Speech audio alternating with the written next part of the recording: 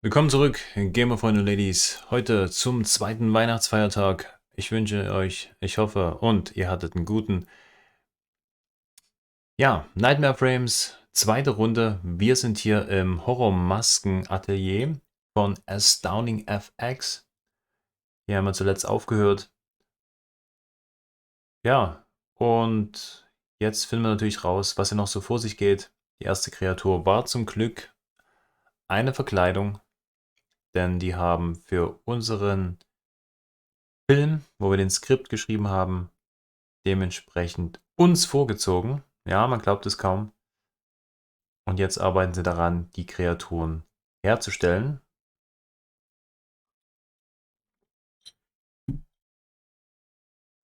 Und jetzt viel Spaß in der Abendrunde. Wie immer live aus der Gaming Lounge mit mir, eurem Gastgeber Twitcher. Let's go.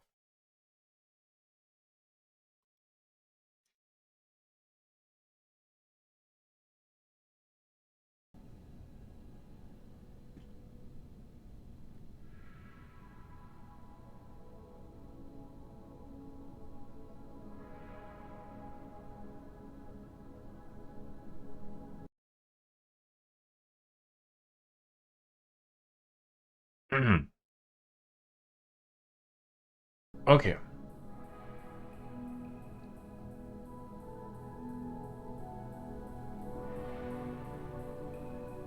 Okay, was haben wir hier?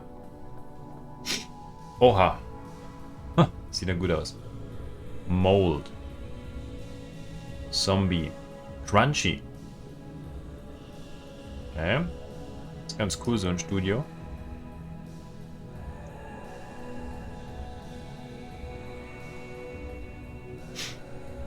Do not touch it. The material is still drying. A full body cast of actress Janine Palmer, on which Mark is sculpting burned skin for the film Harriet 2, Spontaneous Combustion.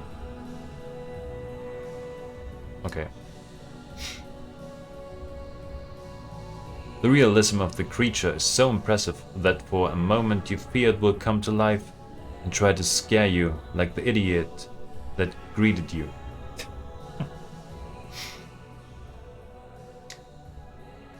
Ja, der uns begrüßt hat, war ja ein Zombie.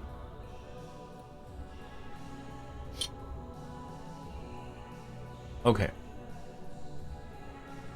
Ja, und wer die erste Folge davon sehen möchte, geht gerne mal auf die Tube bei mir. Da ist das hochgeladen. Ansonsten verweilt es hier noch ein bisschen auf dem Twitch-Kanal. So, jetzt nehmen wir mal das andere.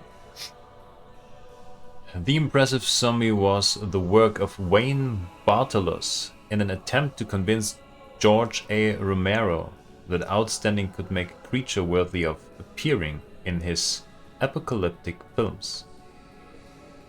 However, Romero preferred to stick with local Pittsburgh talent such as the celebrated Tom Savini or the emerging Greg Nicotero. Okay.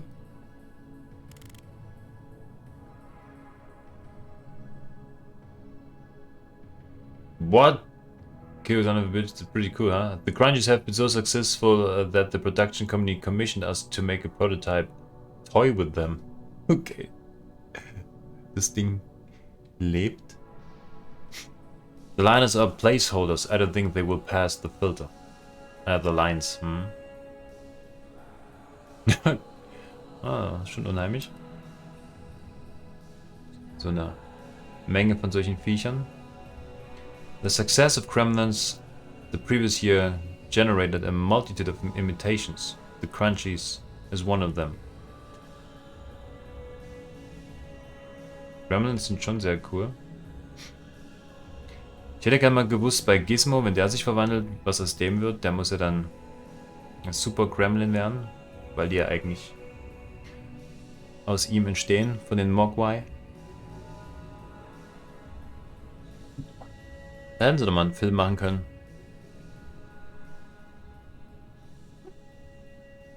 Ja. Okay.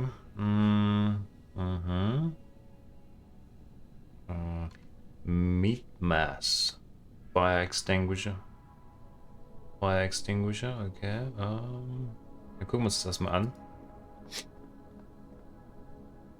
Even though you know it is a special effect, you don't want to touch it. Okay. You have no idea what that is. It's for Charles Band of Empire Pictures. He put in an order for the most disgusting mass of meat ever to be seen on screen. Gross. It's Gabe's work. It's Gabe's work. What? Who? The zombie that greeted you. Werden wir den auch nochmal sehen? Okay. Ugh, that's gross. It's Gabe's work. Yeah, okay.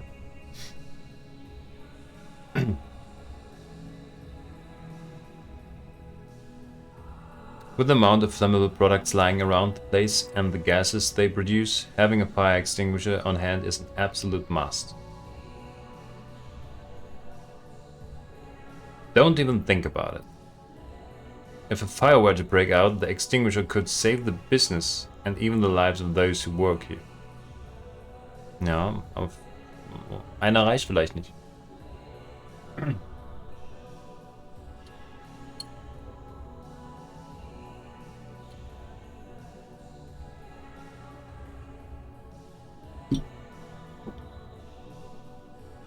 Okay.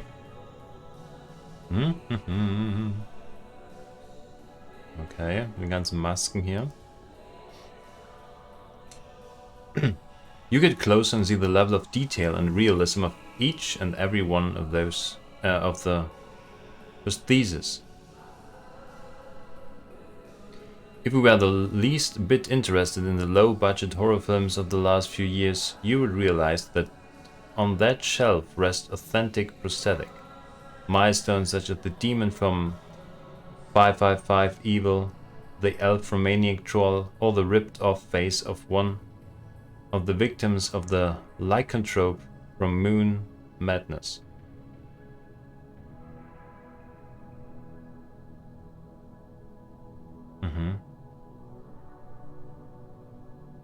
Okay, hier können wir wieder rausgehen.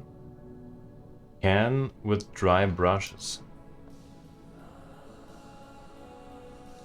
Helen Westmore is a talented 17-year-old apprentice whom Astounding FX has welcomed into its fold after seeing his wonderful designs.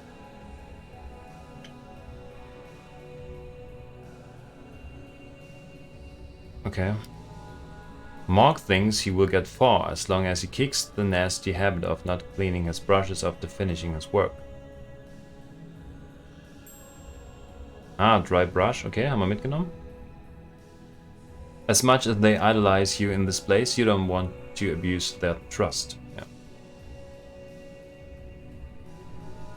Okay.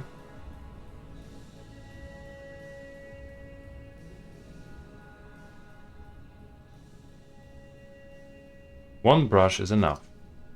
Ist cool gemacht, wenn die dann miteinander richtig sich austauschen. The Lunatic. Despite your lack of interest in special effects, you have to admit that the new look of the Lunatic is amazing. These guys are talented and you can see a future for them in the field. It makes you want to touch it and see that it is not a poor deformed bastard taking a nap rather than a spectacular special effect. Okay. Können wir noch weitergehen? Nein? Okay. Ja. Reden wir mal mit Mark. Like so many special effects makeup artists, Mark was fascinated at a young age by Dick Smith's do-it-yourself monster makeup handbook. In a few years, he went from doing his friend's Halloween makeup to running one of Hollywood's most promising makeup effects firms with Wayne. Okay, cool.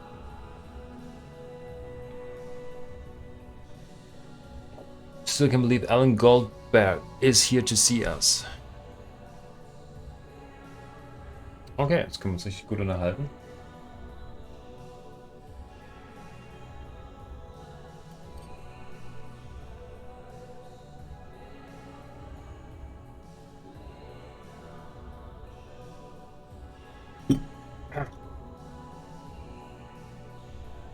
So, was haben wir hier? Have you been doing this for long? Do you only work on horror films? I'll let you work. Was ist mit das?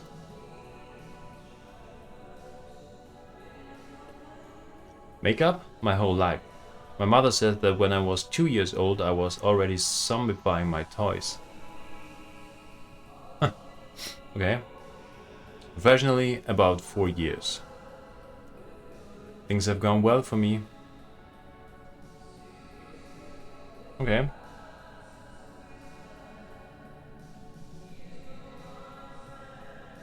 Yeah, man. We've turned down some big non-genre projects. Horror is our passion. We didn't get into this because we were inspired by Barbara Streisand's makeup growing up. You know. Yeah.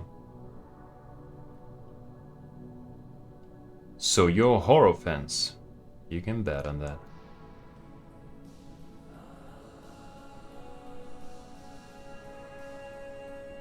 Horror films are our passion. When we are not working, we travel to horror conventions and festivals to soak ourselves in the genre.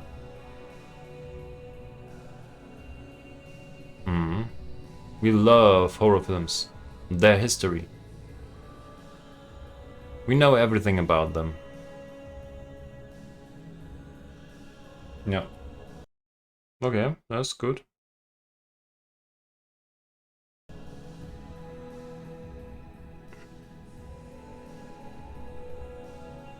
Make yourself at home, man. Okay, lass uns nochmal schauen. Wir. Das. Brush. Tja, für was. Für was bräuchte ich die? Da muss irgendwas zu sein. Oh, Betsy habe ich noch gar nicht gelesen. Betsy is a realistic corpse who has had more gigs this year than some actors. She appeared floating in the swamp in Dog Lake 3 inside a lock on Hello. Mary Sue and hanging from deer antlers in cabin horror. Alright. Betsy is impressively realistic. Das ist bestimmt echt. Wie haben sie die denn dafür verwendet? Okay.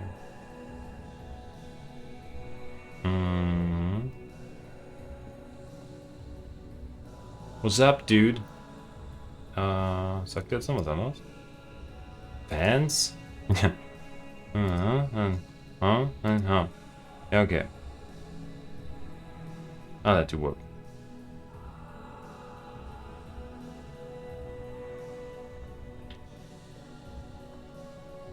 Okay, gehen wir mal raus. Oh, okay.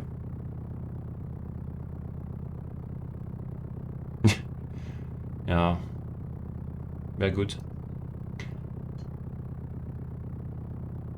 Ja.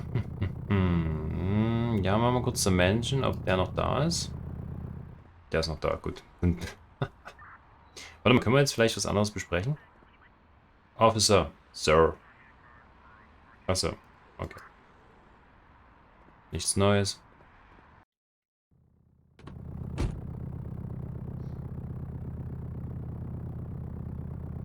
So, like I was saying, yeah, okay.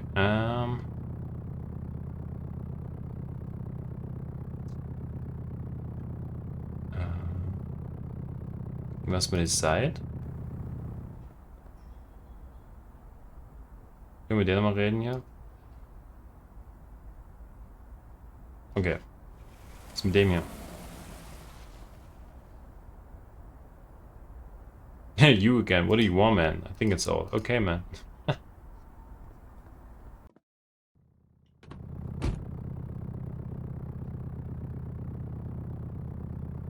Tom Hanks. Okay. Ja, okay. Gehen wir zum Diner. Gut. Sind wir eine Weile nicht hier gewesen? Reden wir mal kurz mit ihm. Okay, ist noch dasselbe. Wir haben... Warte mal, kann ich da jetzt was zu essen kaufen? Several credit cards and enough notes to get by without an ATM. Oh, okay. Reden wir mal mit Vicky. Vicky. What do you want, Alan? Can I now what I said during... Can I now what I said during dinner? Can I now? Okay, das ist ungewöhnlich. You should know. I should know. But the thing is, I don't. Then try to remember. Oh Mann, Vicky, ey.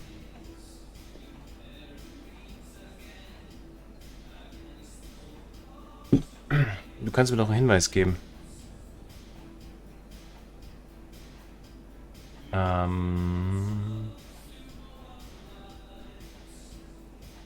The prices are the lowest in the block. Strategy born out of sending Vicky or Karen undercover to sniff around competitors' menus.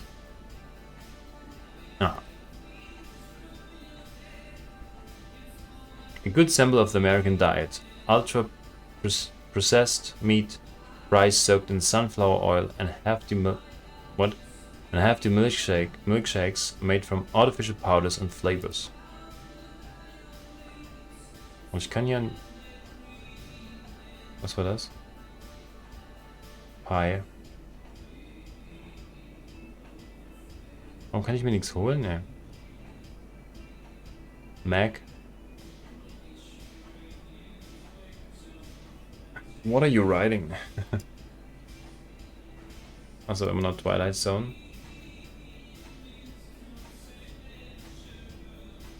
Ja, okay.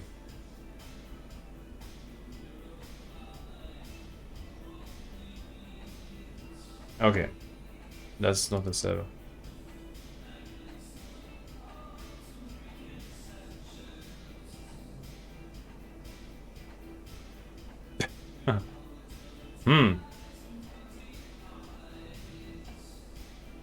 Joe replaces the card machine often.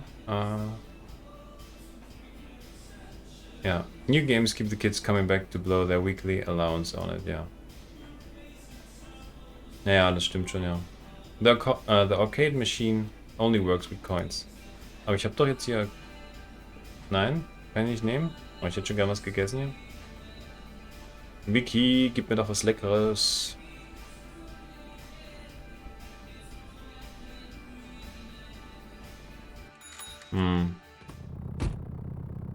Some colleagues may offer you a tour of the stars. What? Don't accept, it's illegal. Ah, okay. Dankeschön. Dann gehen wir jetzt mal in Ruskin Productions. Huch! Ecke, ich grüße dich. Willkommen zur Abendrunde.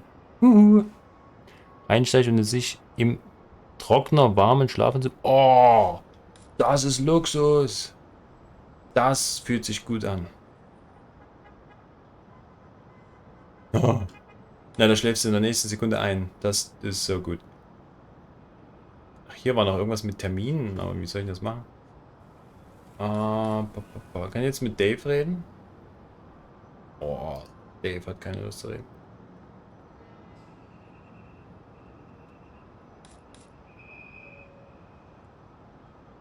Ja, wir müssen immer noch wissen wegen Bishop. Mäh.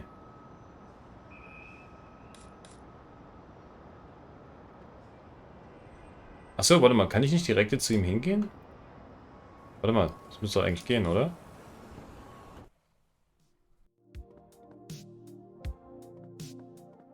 Kann ich jetzt doppelklicken, dass ich rennen kann? Alan, grab a drink, make yourself at home. Oh, okay. You don't feel like a drink right now. You don't feel like a drink right now? Das ist auch gut. Christopher, do you have a moment? Sure. First of all, how's the script going? Remember to do whatever you want with it. You know there won't be any sort of interference on my part. I trust you completely. Okay, jetzt kommen wir weiter. The script's going perfectly well. I've got issues with the third act. Nothing I can fix. You know what?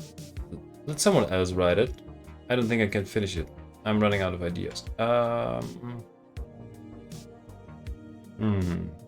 Das ist ja eigentlich, was wir mit der Dings besprochen haben hier. Ja. Jupp, und das Bett ist ebenfalls noch fast trockner warm. Oh. Ah, da wäre schon lange weggeschmolzen. Gute Nacht. Think of something shocking. You've got time. There's still a month to go before we start shooting. What do you want to tell me? Does Crosby always have to be here? Ich frage erstmal den. Oh well, let's drop it, okay? I don't mind a star hanging around this office.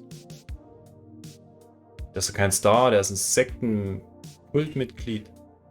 It bothers me that they try to recruit everyone and their mother into their cult. You know what, sometimes I wonder if it would be a good idea to join them. Ist verrückt oder was? Are you serious? Isn't all that pseudoscience you believe in enough for you? They have power in Hollywood, Alan. Lots of power. Ja, wir wissen ja alle, wer damit gemeint ist und welche Institution. They could help Ruskin production take off for good. Look, I don't want to hear it. Aber es ist schön versteckt. Finde ich gut. Ist nicht so direkt genannt. Aber es stimmt. Es ist schon crazy. Ja, das jetzt.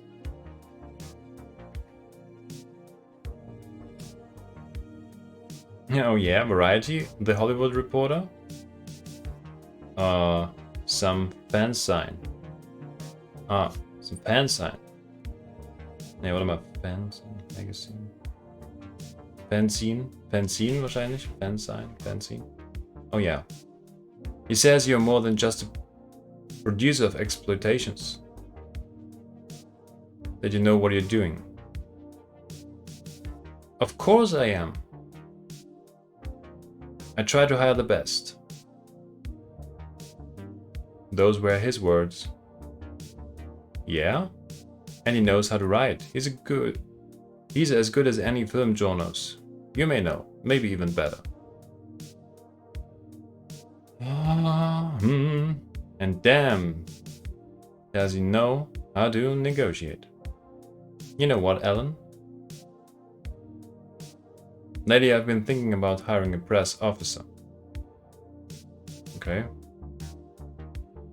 That would free up Pam a bit. She already has a lot on her plate. Genau, die Pam habe ich gemeint.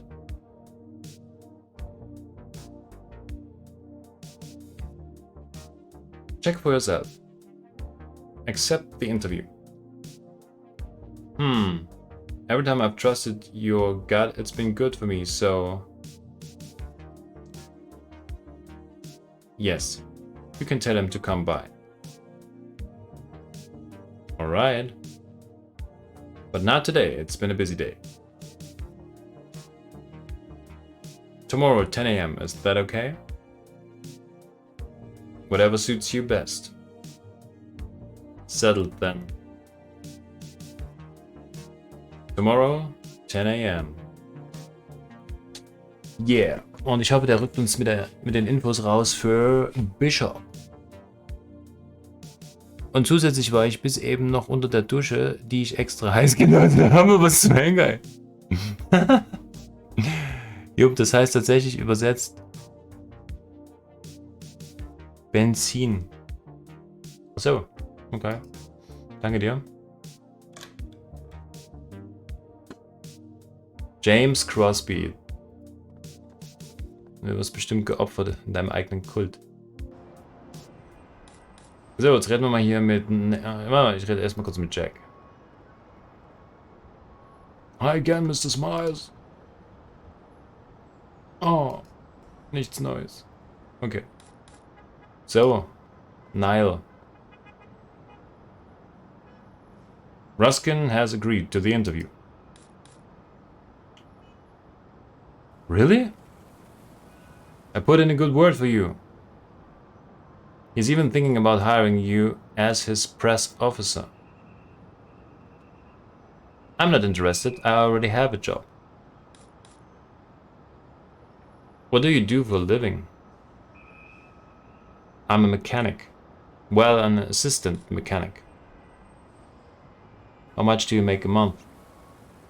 It doesn't matter. Don't answer. Ruskin would double it, even triple it. If I accept the job, it would conflict with my reviews of any movie by the production company.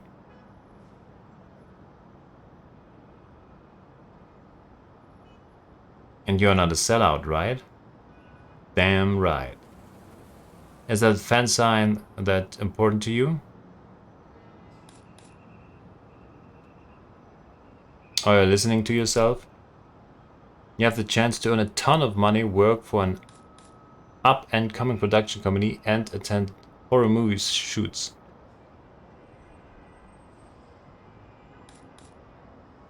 Are you going to miss out on that? Anybody interested in the horror genre would kill for a job like that.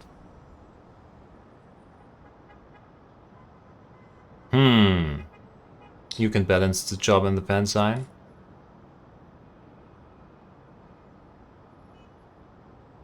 Okay, I'll think about it. When do I get to interview him? Tomorrow at 10 AM. Thanks a lot, Mr. Goldberg. And now, where can I find Glenn Bishop? Mansfield Avenue, number 13. New location. Gut, hat Wort gehalten. And thank you if I hadn't had to bother. This is Hollywood. I guess that can be used to justify anything. Anyway, I have nothing else to do here. Okay. I'm off, Mr. Goldberg. Thanks for your help. Okay. Try to dress decently tomorrow, not like a criminal. Na, ob der das noch gehört hat? It's an interview. I know. A job interview. And take off these earrings. Those earrings.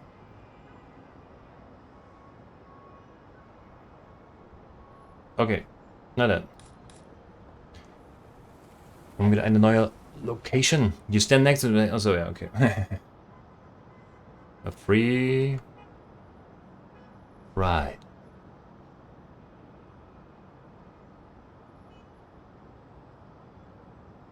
Ja. Also. For token price, I could take you on a tour around the Stars Mansion. Ah, danke. What do you say? Do you want to know where Kurt Russell and Goldie Hawn live? Nah. Glenn Bishop. Da will ich hin. Oh, okay. Boah. I don't give a damn if you did everything you could, Tony. Your job is to do the impossible. Na, dann hat er einen einfachen Job. No. Where the hell am I going to find? Who the hell are you? How did you get in here? My name is Alan Goldberg. The door was open. Tony, give me a minute. No, don't hang up. Are you here to help? What? Do you want to help? Because if you haven't come to help, you can get the hell out of here. Wir tun einfach mal so, als ob wir helfen. Oh, I want to talk to you about Peter Evans. Ah, yes, the poor bastard. I just heard about it. The harder they fall, huh? He was just here last week. That's what I wanted to talk to you about. Now's not a good time. My director couldn't think of anything else to do but to celebrate the start of the shoot of Bloody Cabin 2 with the lead actress last night. Mm-hmm. And you know how? By overdosing on speedball. Do you know what a speedball is? Good old John Belushi sure did. And you know how he ended up? Dead. Which is how these two poor bastards will end up if they don't make it out of the intensive care unit. Mm-hmm. Serves me right for hiring goddamn junkies.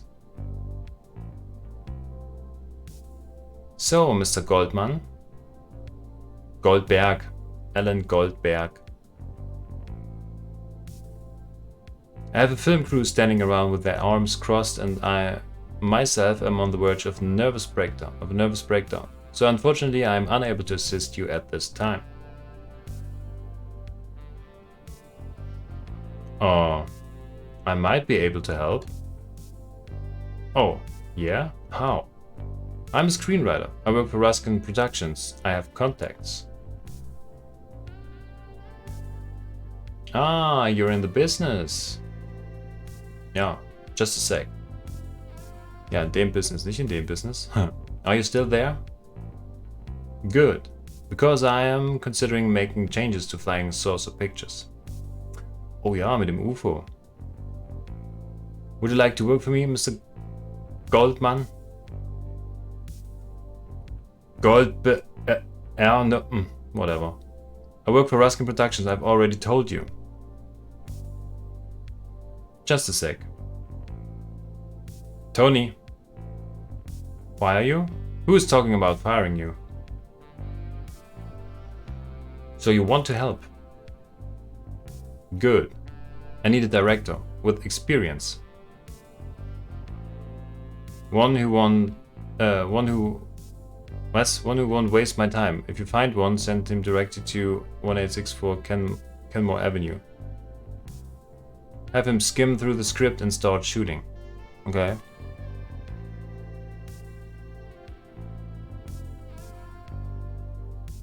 Irgendwas mit Money? Nah. I need an actress as well. But I need to see her first. Does she have a photo book? I don't care if she can act or not. If she does, so much the better. But that's not important. Hauptsache, die sieht gut aus, nicht wahr?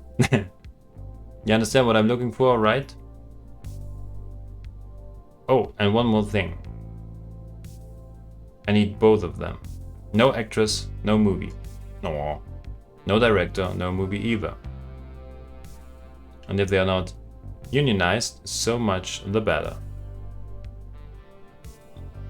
You said you have contacts? Huh? I trust you. Now, if you'll excuse me. Tony. There's a guy here who's going to solve the issue. I should pay him instead of you, just for trying. What?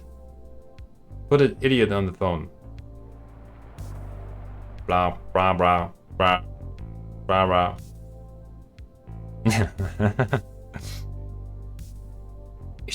Ich denke doch allen Ernstes bereits den ganzen Tag, dass heute Sonntag wäre. Nee, heute ist schon Dienstag. Oh, grauenhaft. Ja. Das ist so gut. Okay. So, da können wir uns jetzt mal umschauen hier. Das ist also Glenn Bishop. Krawatte hier, rotes Kreuz, Blut. Es ist schon ein Hinweis auf den Kult. Wer weiß. So, wir haben hier Posters, Filmcans, Kalender. Okay. Aha. Table. Geh mal kurz hier rüber. Danke. Umbrella Stand. Poster. Ja. File Cabinet. Exit. Gut, fangen wir mal hier an. Even though they were shot on film and screened in the theater, you don't think these films are a real cinema. The early days of Flying Saucer Pictures were characterized by exploiting the less crowded genres. which roused the most basic instinct of the audience. In the mid-60s, Bishop produced a number of nudies, and they were films with lightly dressed girls running around on set and nothing more. In the 70s, he joined the trend of films about women's prisons. The plot mattered a bit more here, but not so much as to give up on the idea of showing scantily was clad oder clad girls, dead girls? Ist das ein CL oder ist das ein D? Warte mal. Das ist ein B. Das ist ein D. Also es ist ein CL, also clad girls. Okay. Even though they were shot on film and screened in a theater, you don't think these films are real cinema. Also, ist das dasselbe nochmal? Ach, das gehört dazu, okay. You remember the deadline of the script that you have marked on the calendar at your apartment? The deadline? You don't want to think about it right now. Oh, okay, dann müssen wir mal gucken, wenn wir wieder zurückkommen. For a moment you thought you were in a repair shop. Ja, okay. Ja. Ja, man muss sich ein bisschen motivieren können, was?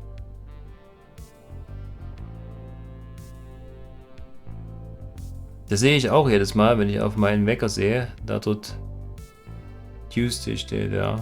Ja, danke dir. Ja. Ja, aber es ist schon ein bisschen komisch vom Gefühl, nicht wahr? Okay. You hope Bishop doesn't offer you a drink. The sun is hitting right on the bottle and you don't see a cooler around. Boah, schmeckt bestimmt furchtbar. The glasses are dirty and there are only a couple of fingers of liquor left in the bottle. Naja, der trinkt ab und zu mal. It is full of posters for movies that never came to be. Glenn Bishop usually sells his project through an eye-catching poster made by some fine art student before greenlighting the production. Ja, es gibt bei manchen Bildern oder Filmen, so Kurzfilmen, da denkst du, oh, wow, das sieht echt gut aus, dann guckst du dir den Film an und denkst du, oh Mann. Hättest du mal lieber den Garten umgegraben. Hast du mehr davon. Aber ist ja zum Glück nicht bei allen so. If the poster does not convince the distributor, the production is cancelled. In fact, he usually starts with it before commissioning a script. You have a brilliant future, kid, he tells his illustrator. But unfortunately, not with me. Das ist ja fies. If you are frustrated with your job, just think about the guy who had to write this movie. Post-apocalyptic zombie. A great illustration, so much so that the zombie in the poster looks better than the one in the movie. Naja. Nur Tricks. It contains over 3 decades of contracts, memos, and Shellenus. Nee, warte mal, was ist hier anders gesprochen? Miss Michelles. Muss ich mal nachlesen. Shellenus material. Some C-series historian may pay thousands of dollars for that stack of papers in the future. Noch was? Nee. Bishop wouldn't want you digging through his files. Ja. Okay, jetzt ist dasselbe. Und hier geht's wieder raus. Ich weiß nicht so ganz, wann ich dann das hier so nutzen soll. Okay. There's a common Hollywood motto. Everyone wants to be the first. To be the second. Glenn Bishop is happy to be at the bottom of the list as long as his films turn a profit. Glenn Bishop has made it very clear he won't be able to assist you until you get him an experienced director and an actress's photo book so he can start shooting Bloody Cabin 2. Also ich darf mich dafür nicht selber verwenden als Direktor, ich muss also 2 Leute finden. Oh, die von der Produktionsfirma, die werden bestimmt absagen. Oder die machen das aus Spaß.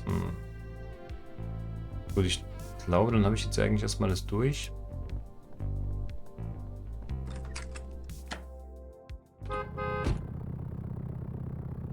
I'm honored, you son of a bitch.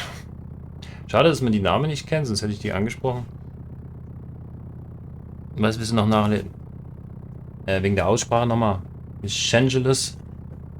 Weiß ich gerade nicht. Mischangelus. Mischangelus.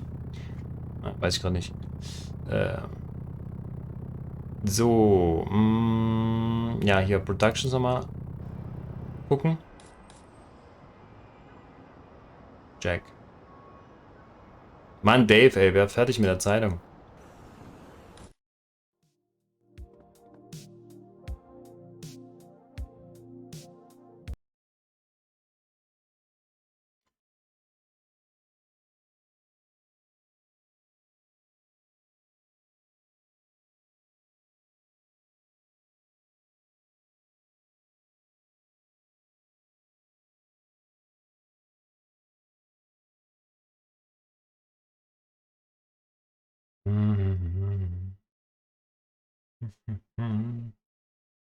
Vielleicht betrifft es ja die beiden. Ah.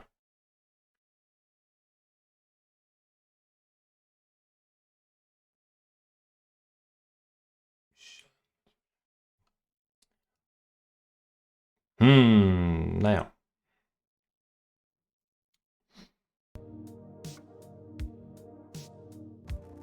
Nee, weiß ich gerade nicht. Muss ich jetzt echt mal nachgucken.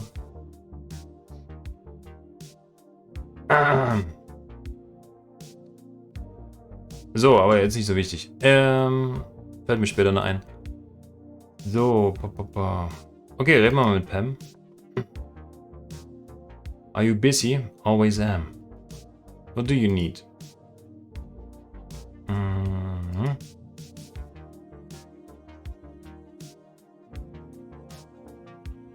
Okay, da ist nichts Neues da. Was ist denn hier? Was ist hier mit James? Es sieht immer aus, als würde der runterspringen, aber das liegt wahrscheinlich daran, weil der da links steht und geht nach rechts runter, dass es aussieht, als würde er runterspringen. Sonstiges. Okay, danke dir. Sonstiges. Okay.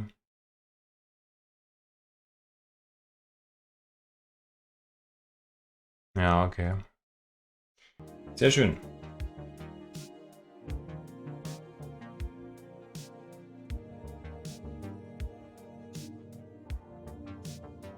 Also, jetzt macht er das wieder so. Ja, ja, ja. Ach, warte mal, jetzt ist er doch bei dem hier bestimmt drin. Kommen wir da überhaupt rein jetzt? See you. We can ascend together. What are you talking about? Leave it be, okay? What a temper, huh? Oder who? Hier, was ist mit der... Was ist mit dem Vogel? Kann ich den anklicken?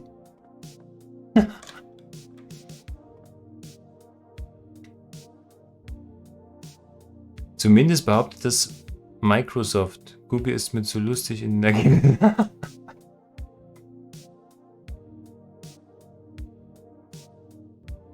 Ja, viele Sachen sind auch kontextabhängig. Da denkt man dann, ah, Moment, das heißt doch das. Und dann denkst du, das passt doch gar nicht. Das muss eine andere Bedeutung haben. Aber das, ja, das könnte schon Sinn machen.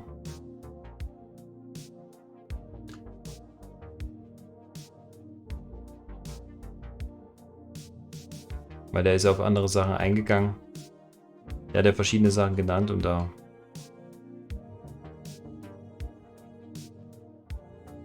kann das schon gut hinhauen.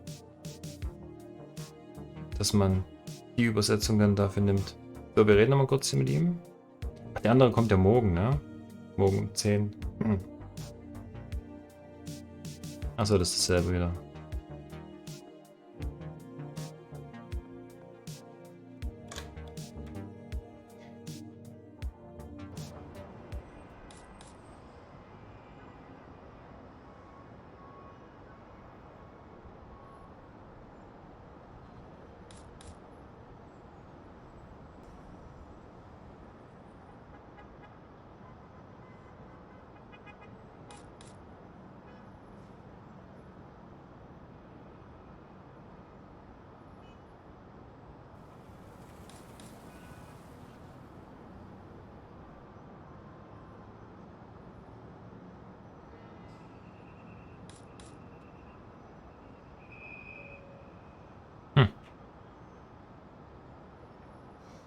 Okay.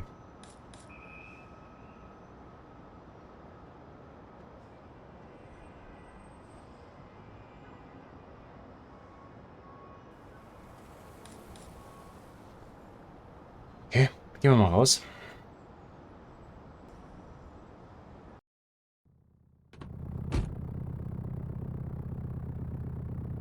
Have you thought about taking fewer cabs? You'd get bit. If you want, I can lend you The Workout by Jane Fonda VHS. Your exercises are very easy. Wir wissen alle, bei very easy ist es very hard. Ja?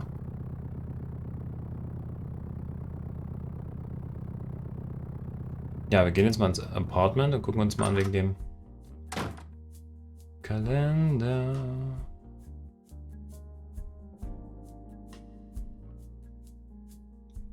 You've marked the due date for the script of Lunatic 2 with a big red circle.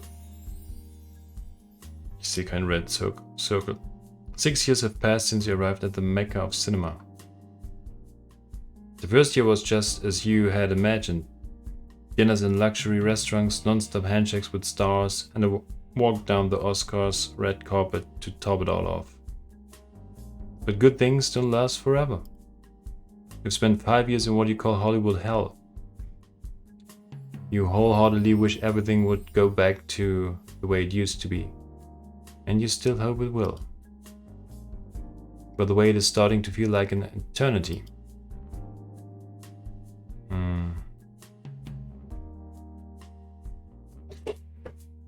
Tja, okay.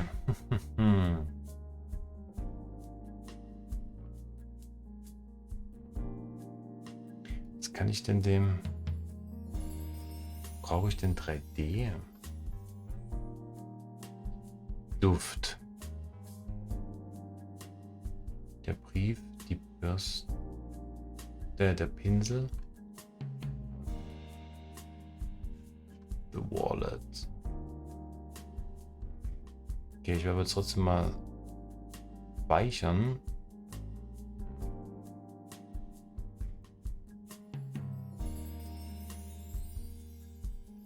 So.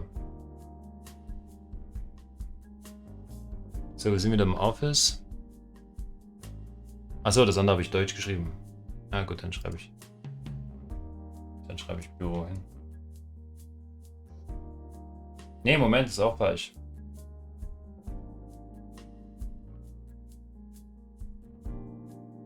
So, Gaming Lounge, so ist richtig.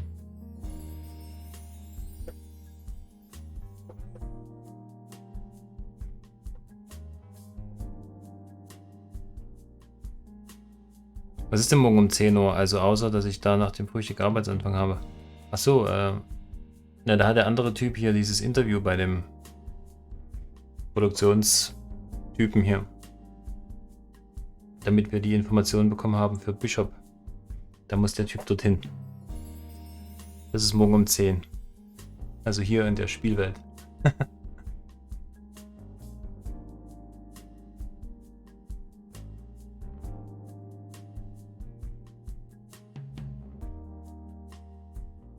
Aber ist gut, da hast du Frühstück und dann kannst du starten. Bist du gestärkt für den Tag.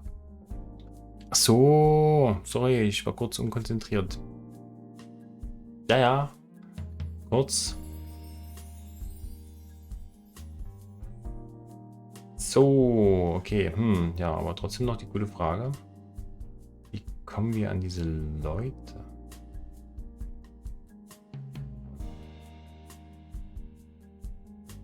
Was?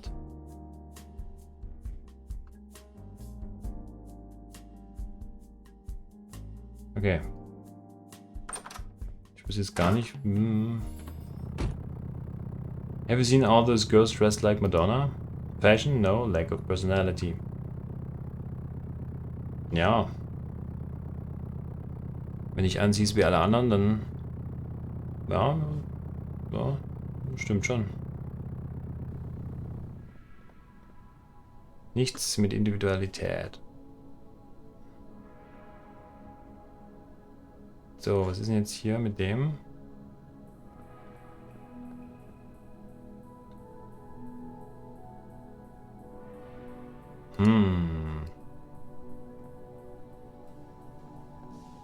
Vielleicht muss ja auch hier erstmal der Tag vergehen.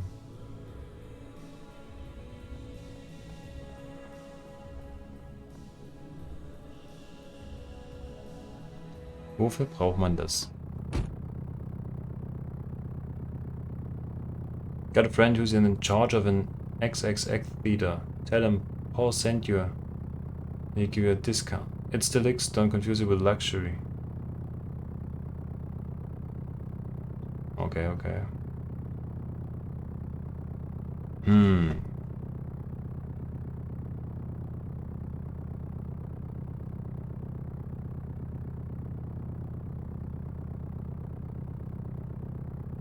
Tja.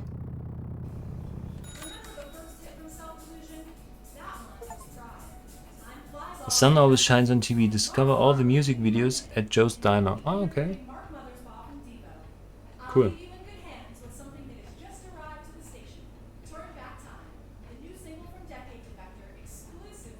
Stimmt, sie könnte auch die Schauspielerin sein. Das macht sie auch so ein bisschen. Would you like to act in a movie? Would you like to win an Oscar? Of course, what kind of question is that? There's a guy looking for an actress. Yes, but it's a cheap production.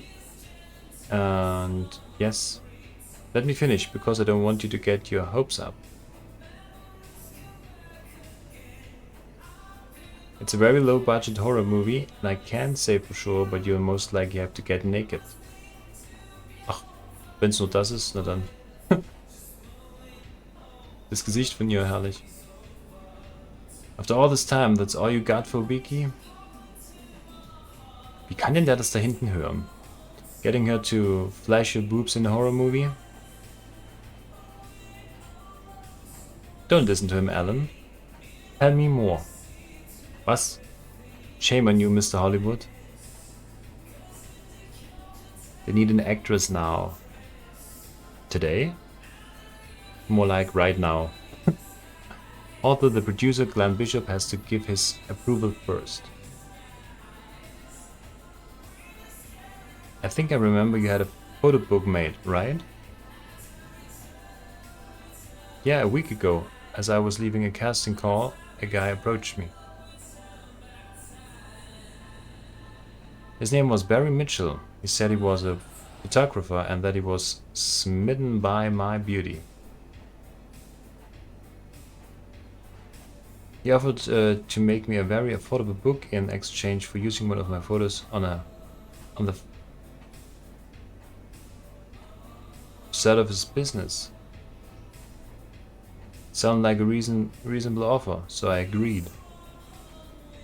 When the session was over, I dropped... Was? He dropped his pants and said it was time to pay. What the hell? The pig. Son of a bitch. What a scumbag. Where can I find this guy? What are you planning to do? Break his legs. I come with you, Alan. I'm not going to break anyone's legs. I'm just getting the photo book.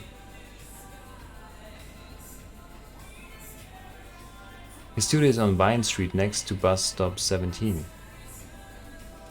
Okay. New location, Vine Street. Cool. I'm going to get you in that movie, okay? That would be great, Alan. Just watch out for the guy, yeah? Seriously, you don't want us to go and break the guy's legs? No, Joe. Violence is the last resort of... Klack, klack, klack. Ja, cool.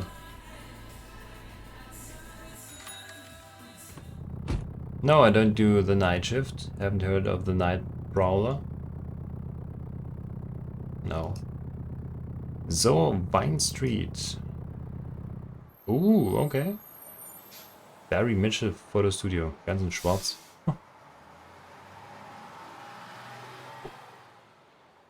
17. Ah, da sind wir. Okay, was haben wir hier? Poster. Oh, okay. Bekannt. Facade. Warte mal, ist das die Dings hier? Ist das die Wiki, oder? You inspect the photo display. There's a small lock on the metal frame. Damn it. Not only did the bastard harass Vicky and leave her without a photo book, but on top of that, he's using her picture on the facade with her consent, or without her consent. Although, in all honesty, the magnetism that Vicky gives off on those photos is irresistible.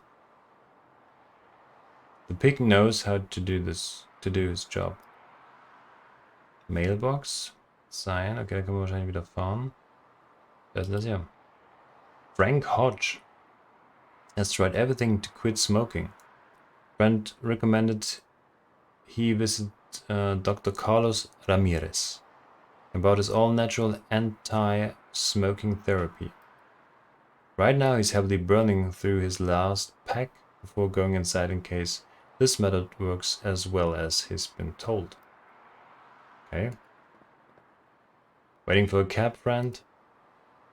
The guy just shakes his head and keeps staring into the void.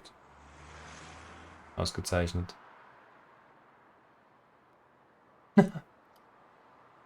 Chaplin and Maron, two of the most famous ambassadors of old Hollywood. At the other end of the poster you can see James Dean, Clark Gable and Marlene Dietrich. So rum. Okay. Ja, okay. Mailbox. Hier sagt er nichts. Bus Stop. Hier geht's raus. Hallos. Was? Was ist das hier? Achso, Door. Das zählt dazu. You take a peek inside the gap. There are a couple of photographs inside as well as a note that catches your eye. You take a look through the gap. There are a couple of suspicious photographs next to a note. You try to stick your fingers through the slot, but barely manage to graze the photograph. Okay. Warte mal, was ist denn... Das ist ja sein. You don't like the crowds on the buses and you earn enough money to be able to afford to use cabs quite often. Die sind schon ziemlich teuer, aber wenn man das machen kann, warum nicht?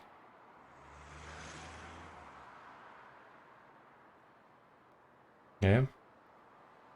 Line 17 runs close to the places you have already been.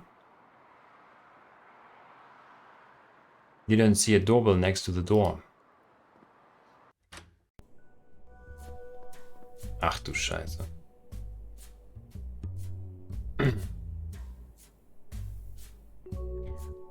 I think you probably enjoyed it. You're gonna be a star, babe. Yeah, klar. When will you develop the photos, Barry? I'll get right on it. I call it to celebrate as soon as I have the photo book ready.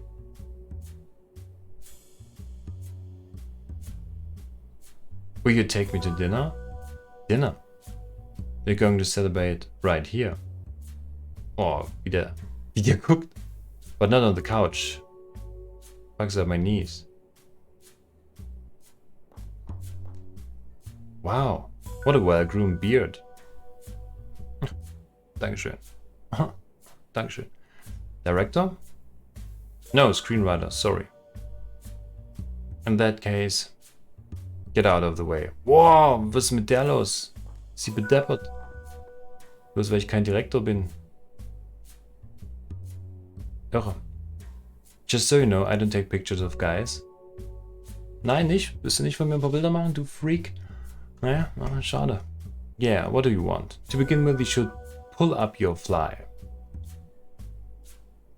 I'm here to get back Vicky Hoff's photo book. Vicky who? The redhead you're displaying on the facade without her consent. Ah, yes, a beauty. She left without paying, by the way. It's the first time something like that happened to me, so tell her that I still have a book in case she has second thoughts.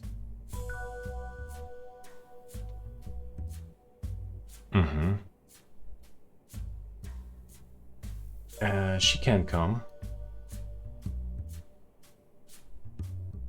There's no hurry. I'm always here.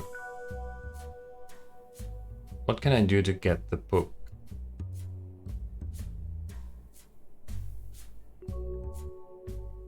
I've told you already. Tell your girlfriend to come. She's not my bar. You know that is a crime to exhibit someone's photos without their consent. Yeah.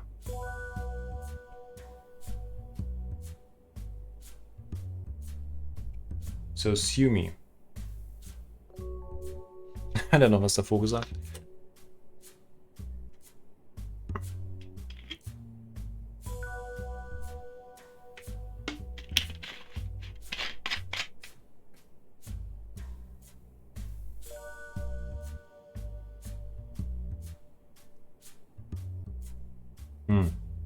Can we reach an agreement? Can we reach an agreement?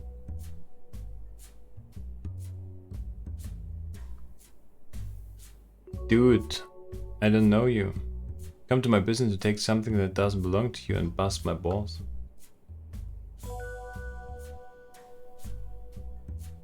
How the fuck am I going to come to an agreement with you?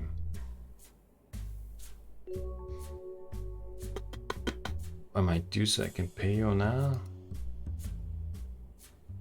Do what? Sue you. Don't make me laugh, man. Do you know the surname Mitchell? Yes. I once met an idiot with the name Mitchell. Later I ran into a jerk, his last name was Mitchell too. I'm starting to see a pattern. Peterson, Easton and Mitchell, you idiot. The law firm? Jordan Mitchell is my brother. Do you want to keep playing this game? I can pay you. But don't get your hopes up. I'm not candy. It's not about the money, pal. I'm loaded. Give me a number. You don't get it, do you? I'm flush with cash, man. You can't even imagine the kind of life I lead. In this line of business I get to enjoy two of my biggest passions. Photography and women. No one takes better photos than me, and until your friend came along, no one has been able to resist me.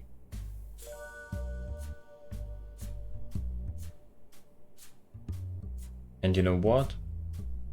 Sooner or later I'll end up banging the redhead. No, you don't. They all end up falling for me. No.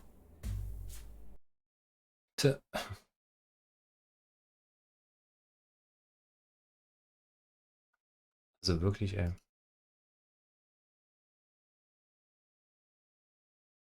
So all the money in the world can pay for that book, buddy. My very pride is at stake. There's a director who wants to see Vicky's book. I'll be back and I can show you. I get the book. Ja, was man das?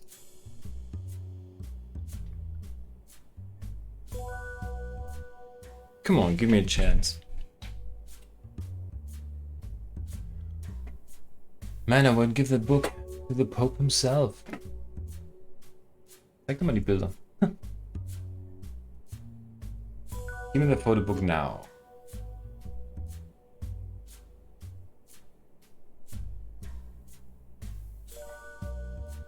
Oh yeah? Or as what? Oh. I have a chef. Yeah. I have a chef friend who is eager to break your legs. I can tell everyone what you do here. Don't use the tone with me, I have contacts. I can fuck your life up. Wow. Ja, nehmen wir mal den, der hat ja richtig Lust drauf.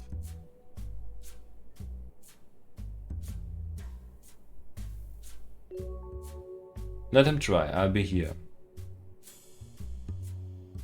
I close at 10 o'clock, by the way. If you don't make it in time, you can come by tomorrow.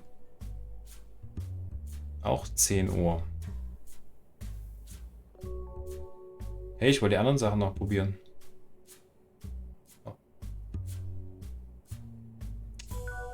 Oh.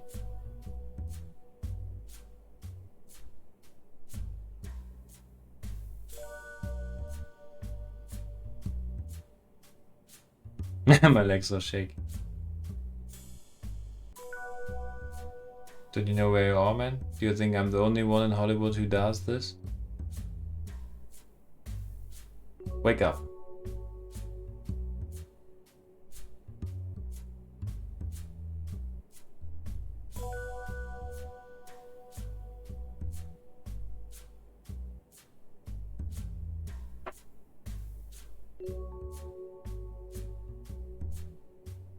I have contacts too. Anything else?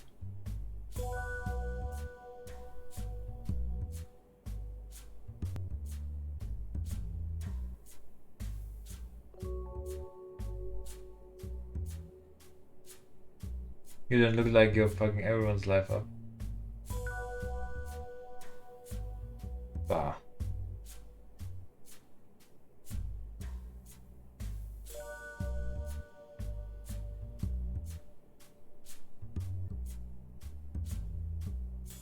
No way.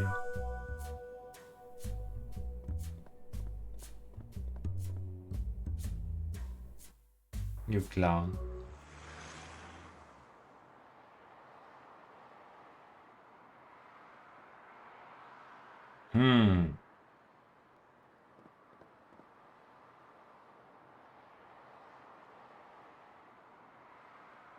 Moment mal, was sagt er? Da ist ein kleines Schloss. Aber ich kann hier nichts machen. Kann die Bürste das irgendwie... To pick the lock with that, ja, schon klar.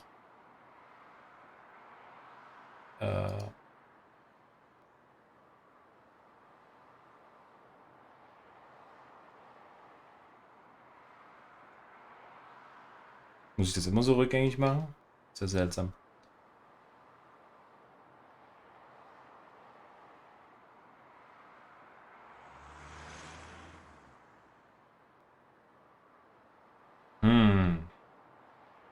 Ach. Hier kann ich rein.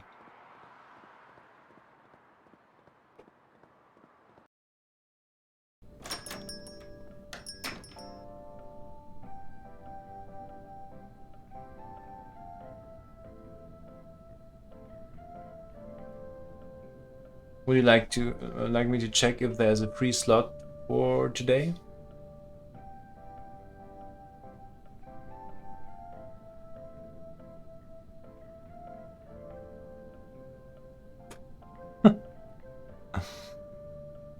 Okay. So, was haben wir hier? Switch. Picture, seats, patient, degrees, magazine holder, door, TV, clock, cabinet, Rosa, visitor log. Na dann, let's go. Gehen wir wieder den Raum durch. Du hast eine PN, ja, ich habe gerade gesehen. Hast du schön gemacht. The wire from the switch runs all the way through the wall, disappears under the false ceiling, and ends up regulating the electricity to the fluorescent light over your head.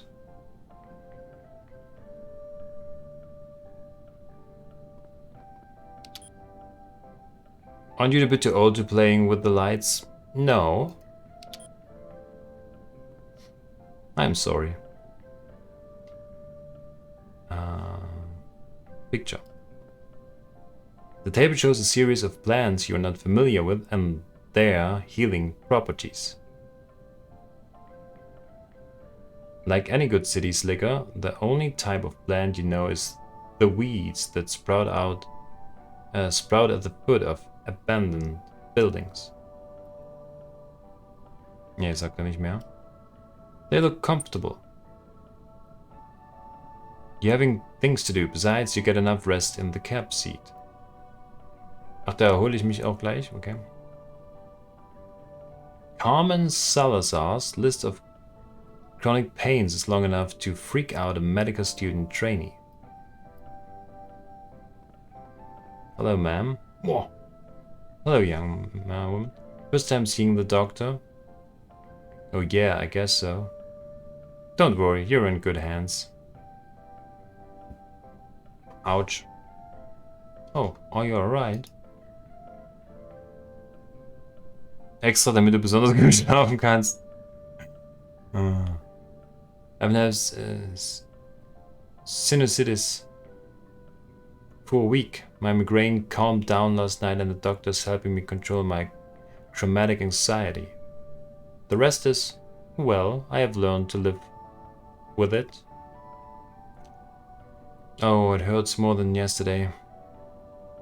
What hurts? My ankle. I sprained it yesterday when I got out of bed. Not a good way to start the day, huh? Although the doctor has a miracle cream for this kind of thing, right, honey? Of course, Miss Salazar. By the way, I see you're out of gum. I wouldn't if people didn't take 5 at a time. Oops. They're miraculous too. Someone here noch. What are those for? Traumatic anxiety. What is this?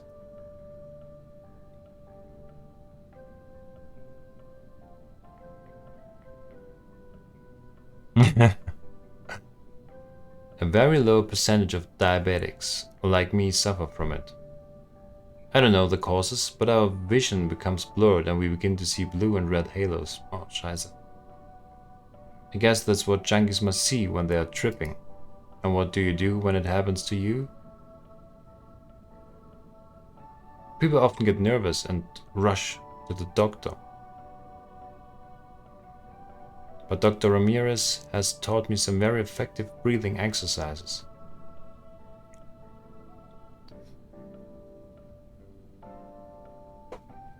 Der Rhythmus manchmal mit den Texten ist echt unterschiedlich. Okay. So, was haben wir hier noch? They taste good. And that's it. They just taste good. Ja, manchmal ist es nur das. They are made from real herbs, unlike those modern things with extracts of God knows what. Yeah, true. Would you like one? I have a few in my bag. I usually take a bunch every time I come here. Don't tell Rosa. Ah, du nimmst also immer 5 Stück mit einmal. Grandma. Too deep. Take one, they're delicious. I appreciate it, but... Here you go. Don't let Rosa see you. Oh, die guckt die ganze Zeit hin. Chewing gum. Danke. That's what I'm here for, young man. Okay, young lady. A wide assortment of magazines is spread out on the table to make the patient's waiting time a bit more bearable. You take a look at one of the magazines. The cover of Time magazine features the latest musical phenomenon, Madonna. Next year no one will remember her.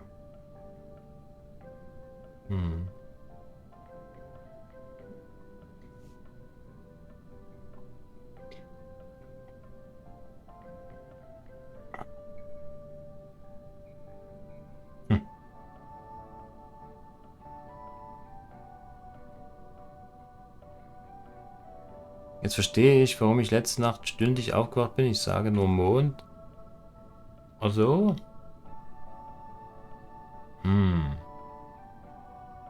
Du musst alles dunkel machen. Mach alles dicht. Wie im Sarg. Dann kannst du gut schlafen. Aber vergiss nicht, eine Taschenlampe in die Ecke des Bettes zu legen. Sonst läufst du endlos durch den dunklen Wald. Several degrees in both conventional and natural medicine are combined to give confidence to those who vary of one discipline or the other. You probably have more insight. You've never seen a doctor with only 4 degrees on the walls. TV. A series of images of the countryside play on a loop, supposedly with the intention of selling the perks of living in nature. However, between the burned image and the glassy-eyed actors, the whole thing gives off a sleazy vibe that makes it look more like deleted scenes from The Wicker Man. Mann, nächstes Jahr kommen richtig viele Indie-Horror-Games raus. Boah, ich freue mich sehr. Bin echt gespannt. Hoffentlich sind sie auch wirklich... Ja, mache ich mir eigentlich weniger Gedanken. Aber halt bei ein paar Action-Abenteuer-Games... Die sind am Ende nur wieder ausgeglichen und dann haue ich sie wieder weg. Aha. Haben wir ja auch dieses Jahr schon oft gesehen. Damit ich die Werwölfe anlocke? Nee, dann lieber die Handytaschenlampe hier zu Hause. Ja, oder so. Handytaschenlampe, ja. Da ist auch eine dabei. Was haben wir hier noch? There should be less than an hour left before nightfall. The clock works perfectly. Okay. Rosa signs in visitors, making sure that no one waits more than 5 minutes in the waiting room.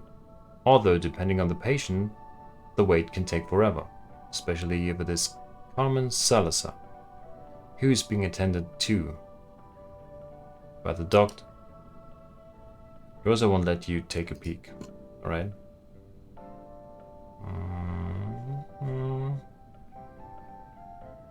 In order to speed up the consultation and the doctor's time, Rosa keeps the preparations and medications that some patients take so that they don't have to go through the doctor's office. Gleich bereit sozusagen. Do not abuse Rosa's trust.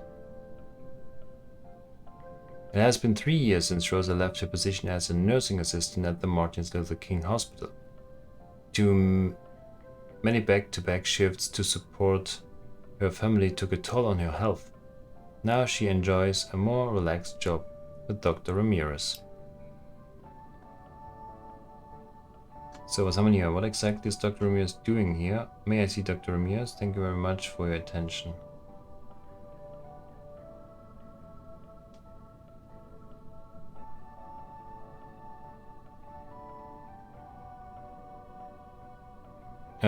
Does he roll stones over their bodies? Don't be a smartass. Dr. Ramirez is a licensed physician of conventional medicine, if that is your concern.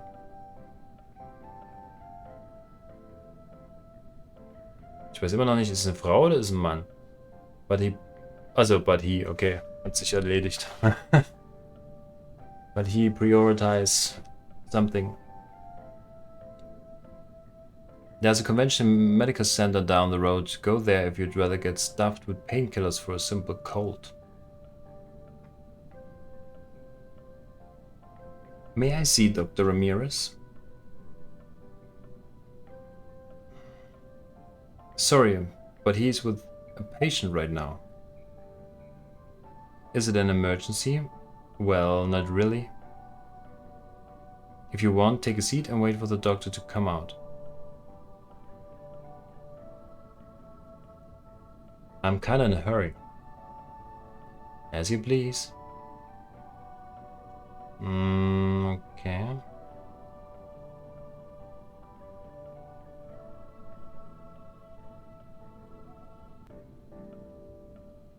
plaque on the door reads Carlos Ramirez. Stimmt, ja, da ist ja Carlos.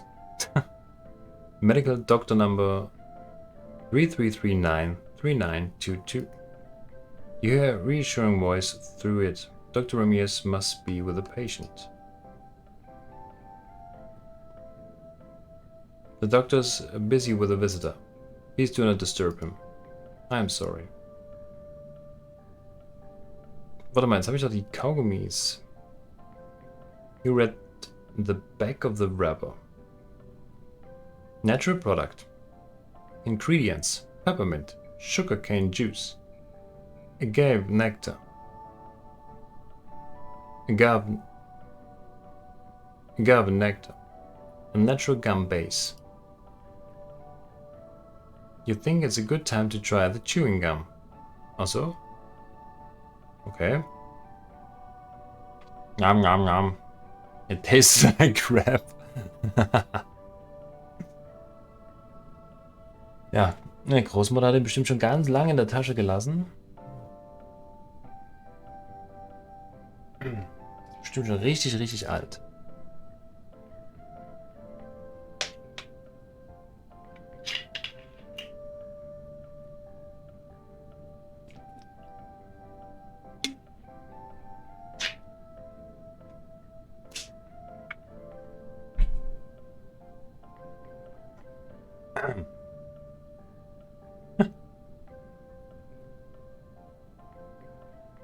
Not only that, the gum's texture feels as if it had been out in the sun all day. Tired of chewing and having it stick to your teeth, you try to peel it out. You keep it in your pocket so as not to be branded as uncivilized for throwing it on the ground. Chewed gum. Okay, das muss man also so machen. It is an inedible rubbery mass that sticks to the roof of your mouth as if you were using a dental fixative gel.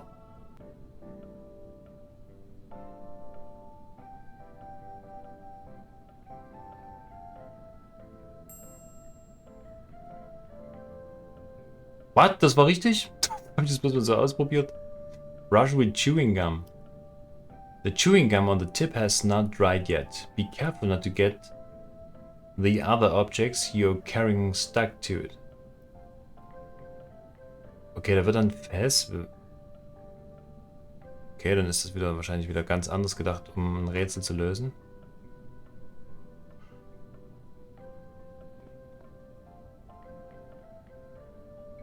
So ist es oft, ja.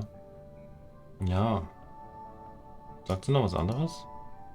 I've never heard of such a disease. A very low percentage of diabetics like me suffer from it. Also, okay. Da muss ich ja irgendwas aufheben können oder irgendwie sowas. Ich komme jetzt nicht rein. Also, take care. Yeah, that's what I'm here for, young man. Ding, ding, ding.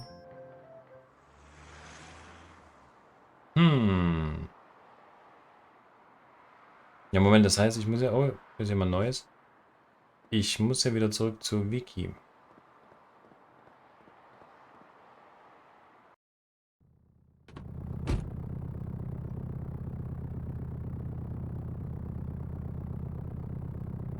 Ja. Yo, Wiki.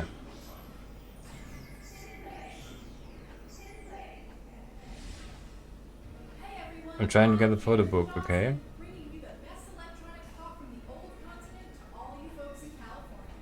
Be careful, Alan. Don't worry. Hey, Joe.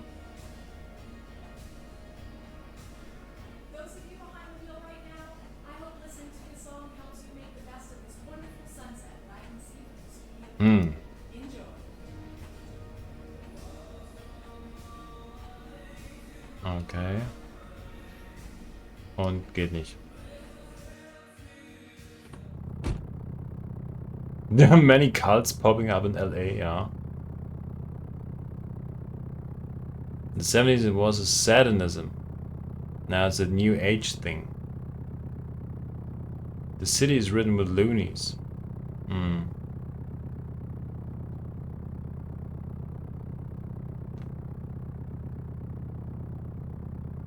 Hm. Also die Wiki wird das wohl sein, aber wer wird denn der Direktor sein? Das ist natürlich die Frage.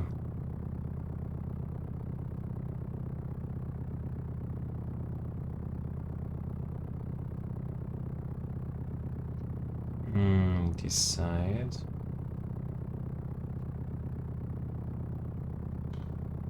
Productions. Ich weiß gar nicht genau. Fragen wir mal kurz den zuerst.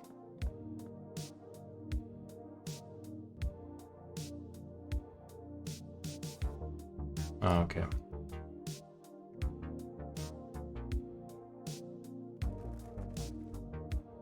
Okay, ich kann den Vogel nicht anklicken.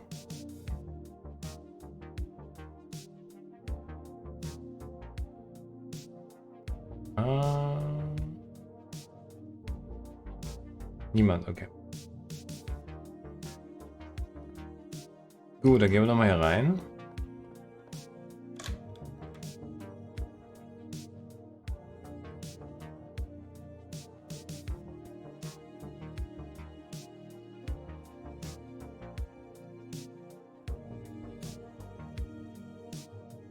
Christopher is a natural sweet talker. You can have a conversation without him praising you to the point of exhaustion.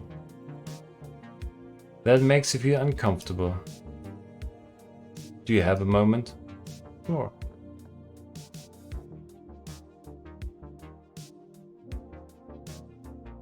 Okay.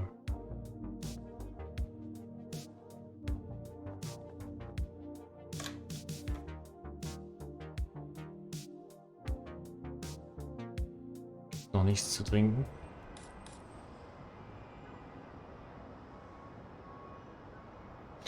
Ah, warte mal, mir fällt ein, ich könnte vielleicht das hier mit dem Müll probieren.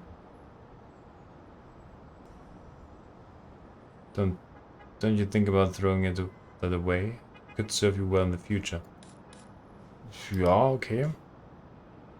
Also kommt jetzt noch gar nicht ran.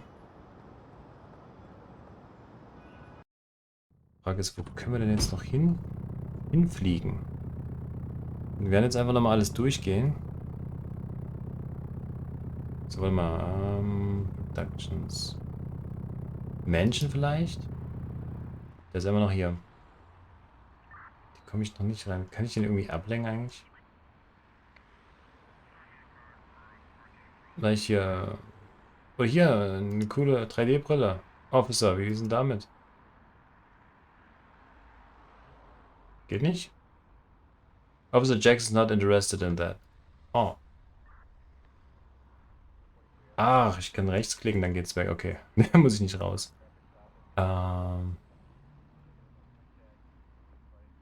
Hier, für die Haare? No? Okay. Sagt er was Neues? Okay.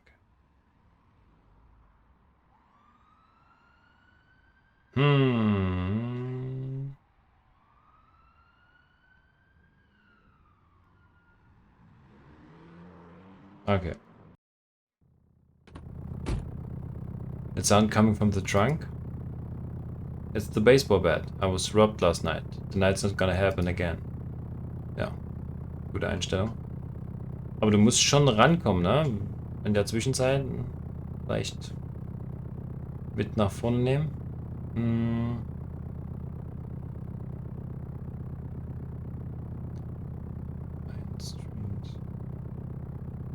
Gehen wir mal kurz hier zum Horrorkabinett.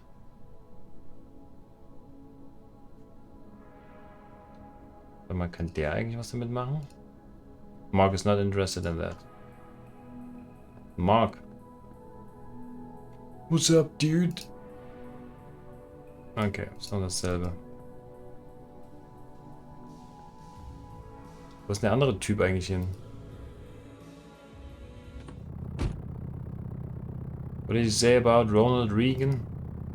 Yeah, what did you say? Oh, I have to kick you out of my taxi. Oh, wow.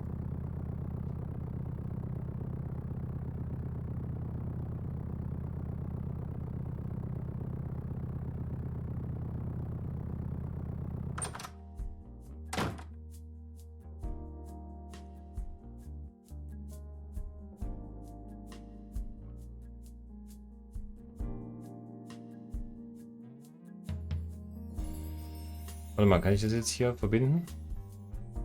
Wieder mal. Hier nie. Okay.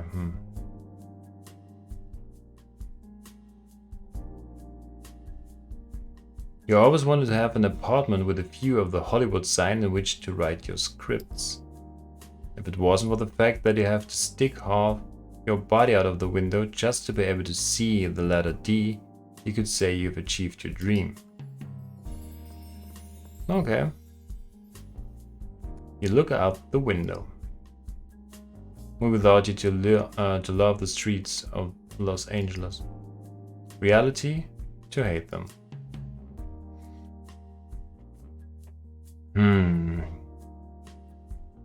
Also wir wissen auf jeden Fall, dass wir dieses Buch brauchen. Vicky ist dann die Schauspielerin. Wer ist denn dann der Direktor? Ich glaube, ich kann das nicht machen, wie der das gesagt hat, der Glenn.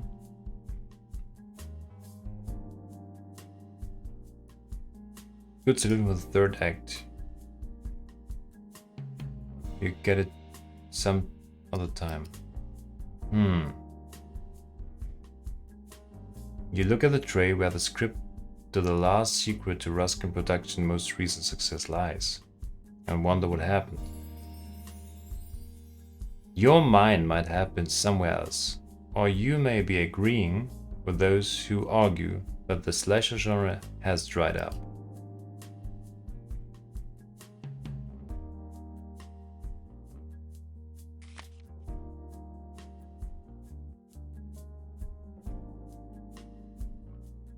Also das kann ich also nie runternehmen, ne? Der fängt immer an zu lesen, das?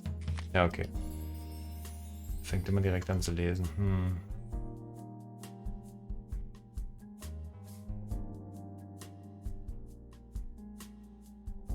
Und du kannst es nicht selber aufsetzen?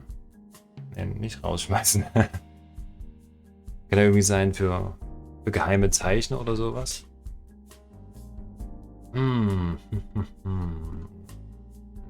Was können wir tun? Oh.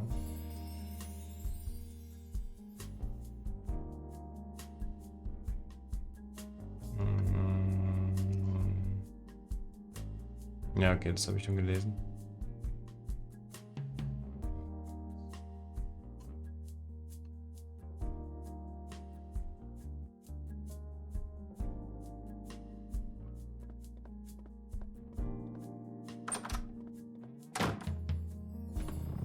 Do you like arcades?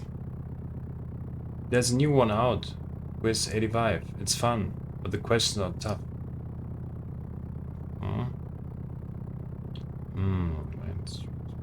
Gehen wir dann mal kurz zum Glenn. Der redet immer noch am Telefon. So, warte mal. Ja. Okay, ein Direktor. Das Fotobuch.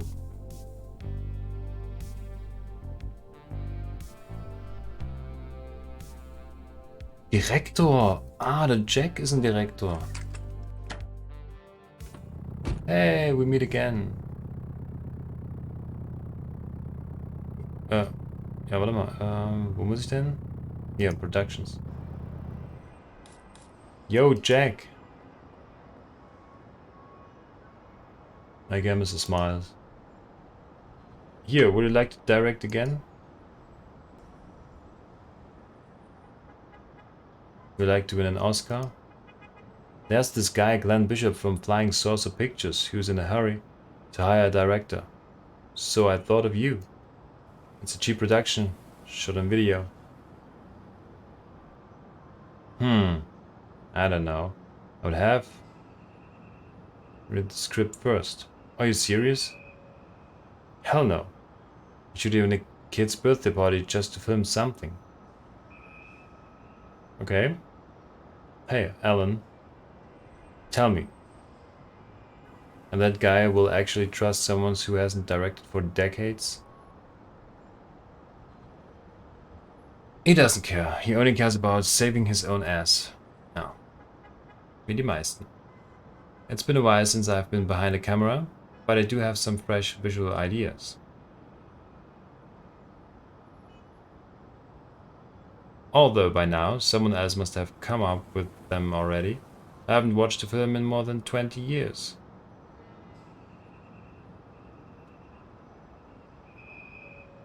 And it's on video, you say? I've never shot on video. Doesn't matter though. I make the cinematographer work harder. I'll do it. When is the interview with the producer? Sag jetzt nicht morgen um 10. There's no interview. He wants you to go straight to the set, take a look at the script and start shooting.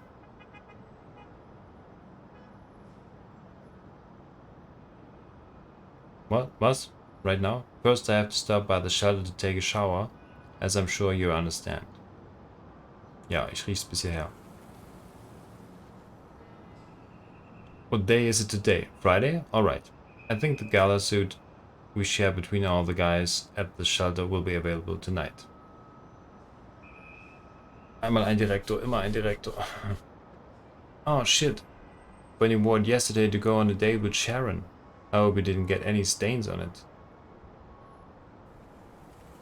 Ja, das wäre ganz gut. You know what I mean. Oh. Yeah, I think I get the idea. Oh, what's the problem? I can't walk on the shoot not smelling like a director. Ah, okay, I see. How's director supposed to smell? Ja, wie riechen Direktoren? Certainly not like homeless shelter soap. Ah, okay.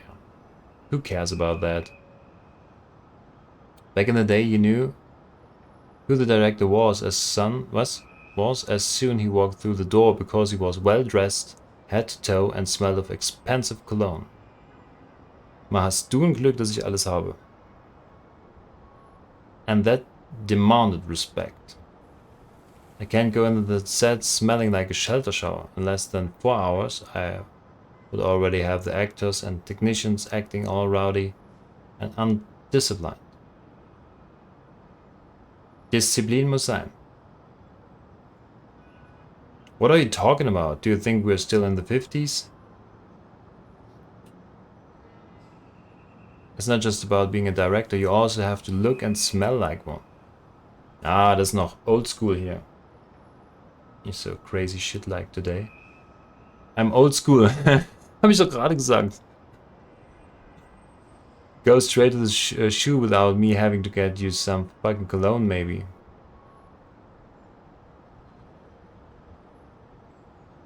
But you do it, right? No. One of the expensive ones? Huh? Thank you. A little help, please, to get this poor director's career back on track. Ja. Damn it. So, komm, wir können ihm das schon... Bottle of Cologne können wir ihm schon geben. Tox. Oder Xot.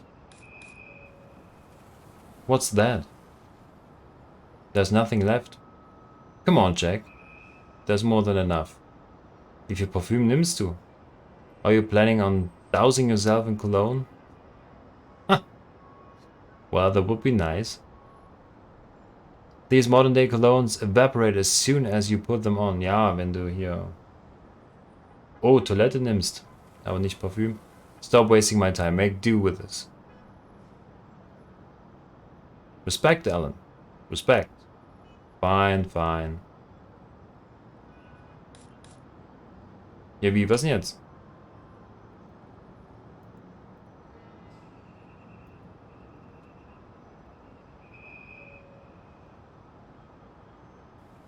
Make do. Ah, okay. Pop, brush. Okay. Habe ich irgendwo eine Wasserquelle? Mind if I smoke? Yes, I do.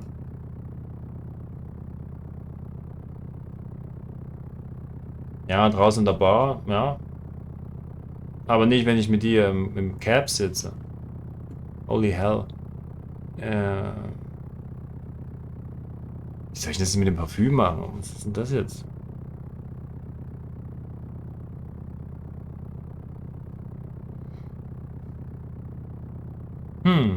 Wo geht man da hin?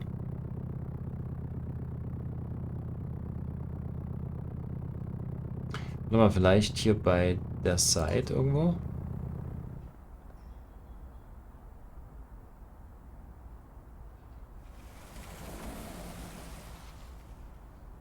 Muss ja irgendwas geben, wo ich hier, wo ich das bekommen kann.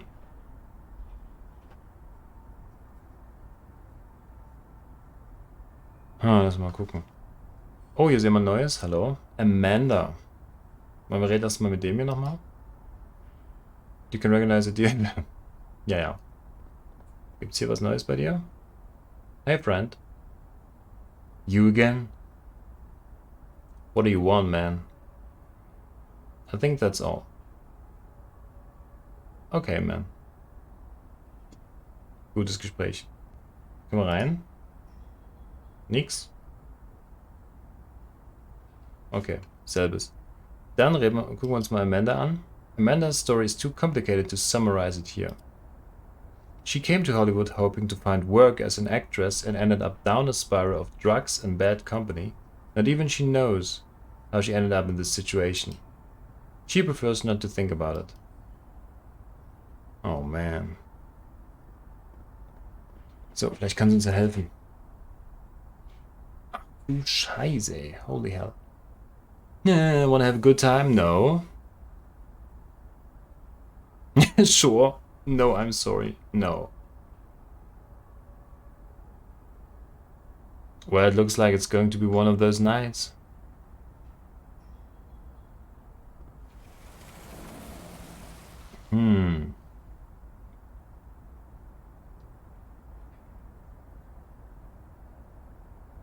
Hier, Kaugummi. Amanda's not interested in that. Okay, danke. Bottle of Cologne. Ja, trotzdem mal probieren. Na, nicht interessiert. Okay.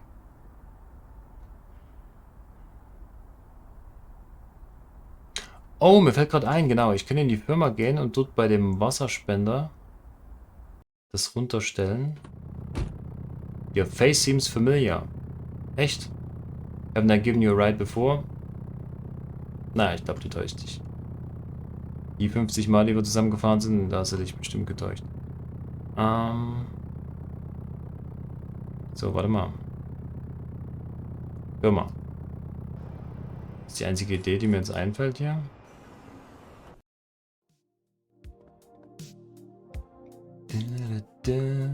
Water cooler. Yes. You filled the bottle of cologne to the brim. Filled up bottle of cologne. Even after filling it with almost 3 parts of water, the cologne is so strong that it almost smells freshly opened. Okay, das muss ja wohl klappen jetzt. Und gut, dass wir schon hier sind. Da können wir das nämlich gleich bei ihm benutzen. Hier, ich habe eine ganz neue gekauft. Nur 1000 Euro. Here's your goddamn cologne. Filled to the brim. I'll bathe in it. No, das war klar. So everything alright? One more thing. For God's sake, Jack. Where's the chute?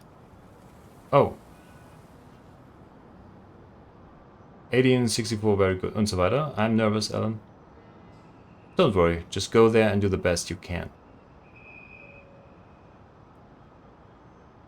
I don't think Bishop will expect much from you except to finish the shoe without complications. No. I hope so. Something else? Has Bishop said anything to you about?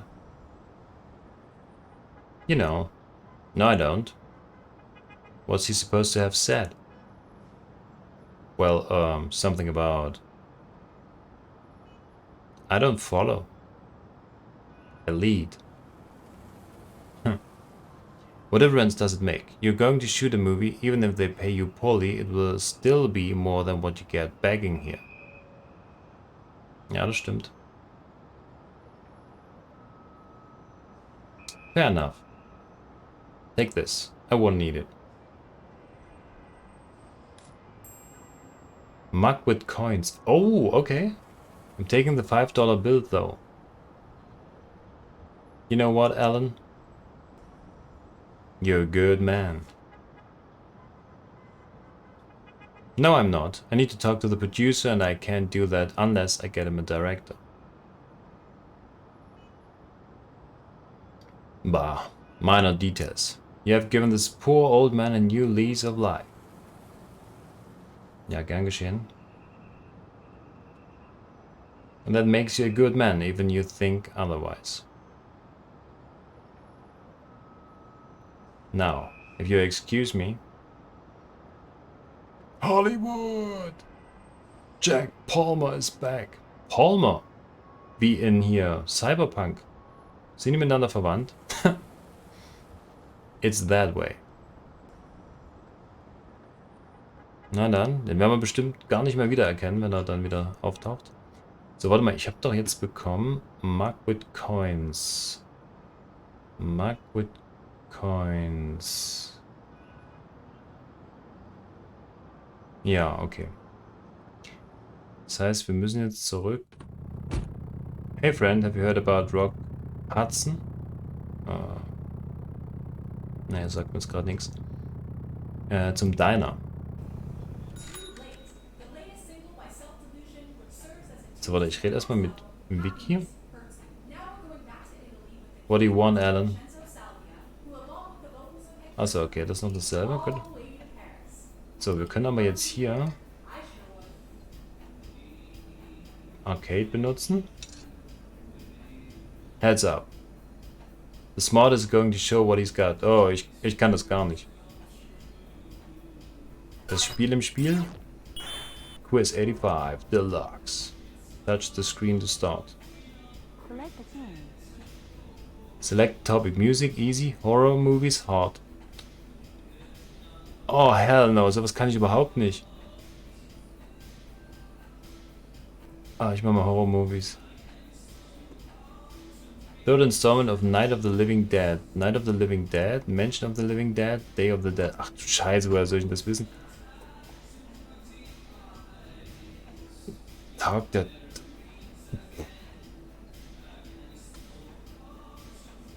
Ich mach das jetzt nach Gefühl. Nee. Drew Barrymore made her debut in... Drew Barrymore? Firestarter Cat... Ich kenne die zwar von ganz klein, aber ich weiß nicht, welcher Film das war. Firestarter? Cat's Eye? Ach, was auch immer. Not a literary adaptation by John Carpenter. Not.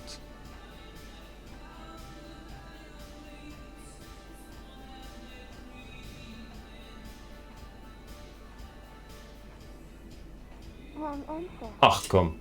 Ja. Ich weiß es nicht.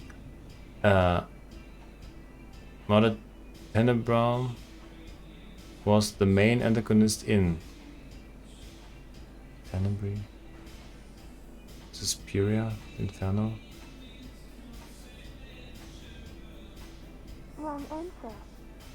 Ja, habe ich jetzt nur genommen, weil der Name so ähnlich war. Wo Book does Bob the zombie tried to read in Day of the Dead. Ah, was ist denn für ein Zombie für ein Buch? Lord of the Flies. Flowers in the Attic. Salem's Lot.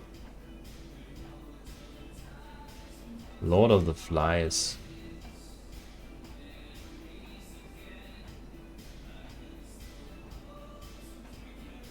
Bob klingt wie als würde der was mit Blumen lesen. Ach, ich mach mal Flies. Oh, leck mich doch.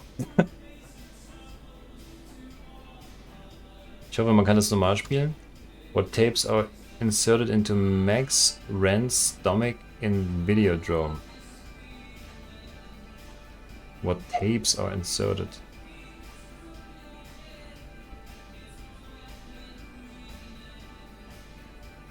VHS tapes? Wrong answer. Naja, okay. The children of the corn worship. He who walks behind the rose, he who walks behind the moon, he who walks behind the harvest. The corn, the rose, the harvest? Wrong answer. Was? Aber das hat doch Sinn gemacht. Regan McNeil uses the Ojo board to contact with Captain Howdy, Captain Spaulding, Captain Oakmarsh. Oakmarsh. Captain Howdy, Captain. Ich nehme mal Spaulding. Wrong answer. Muss ich mal alles nachgucken. On what slasher is the magician David Copperfield murdered? David Copperfield. Terror on Tour, Terror Train, Initiation. Terror on Tour. Train. 1 oder 3. Und Tour, wegen seiner Tour. Irgendwas Neues vorstellen. Train. Terror on Tour. Wrong answer. Oh, komm. What movie is Nancy watching in Nightmare on Elm Street? What movie? Nancy. Nosferatu? Night of the Living Dead? Evil Dead? Boah. Man kann nicht mal einen Hinweis bekommen hier. Geil. Nightmare on Elm Street? Habe ich glaube ich nie gesehen.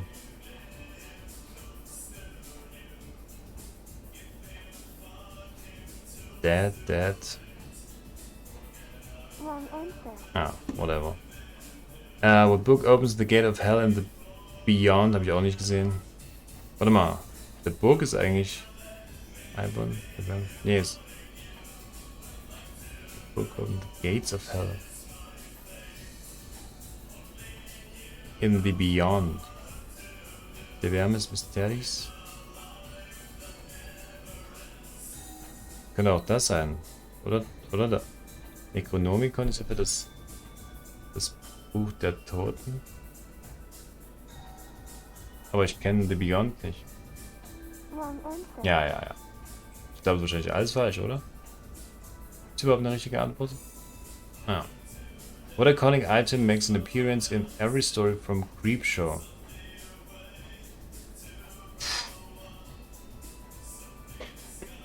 Oh, das war alles noch weit vor meiner Horrorzeit. Iconic Item. In jeder Show. In jeder Geschichte. Creepy Show. Ja. An ashtray, a turntable.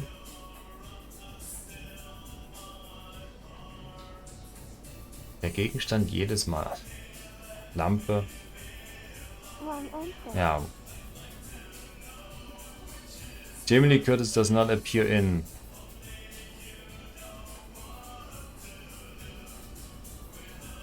Oh, das ist noch relativ am Anfang. From Night. 1, 2, 3. Taucht die nicht auch ab und zu mal ganz kurz auf? Bei den letzten? Bei den letzten 2 war sie mit dabei. Vor 2, 3. Wrong answer. Keine Ahnung, habe ich nicht gesehen.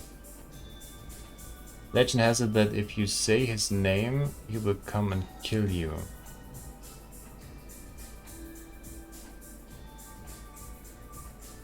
Cropsy, Madman Mars.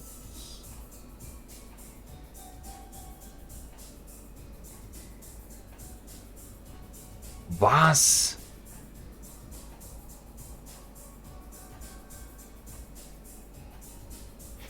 Warte mal, jetzt muss ich mal kurz eine Vermutung nachgucken, wie die Figur heißt. Ich gucke jetzt nur das nach. Mal gucken, ob das unter dem Namen ist.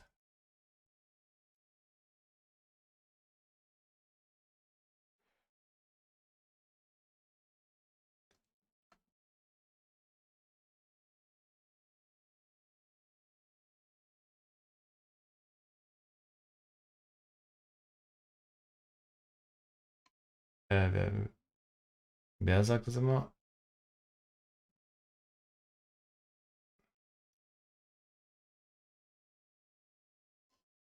Aber hier steht jetzt nichts mit.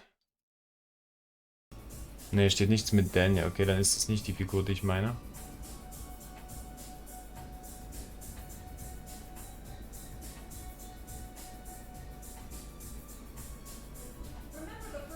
Ich nehme Harry Warden. Wrong answer. Ach, hör auf. Which movie did not premiere in 1981? Ich bin schon halb am Einschlafen, alles gut. Denke aber wieder daran, an die englischen Namen zu suchen. Die unterscheiden sich meistens von den deutschen. Ja, ich habe jetzt nochmal bei dem Namen nach einem Titel gesucht, wo ich den Namen von der Figur wissen wollte, wie man den eben nennt. Aber das war ein ganz anderer Name. Der stand jetzt hier nicht in der Nummerierung. Premiere. Bloody Birthday, Evil Birthday. Happy Birthday to me. Wrong answer. Wahrscheinlich. Which Italian director hides behind the mask of the Metropole ticket clerk in Demons? Was soll ich denn das wissen, ey?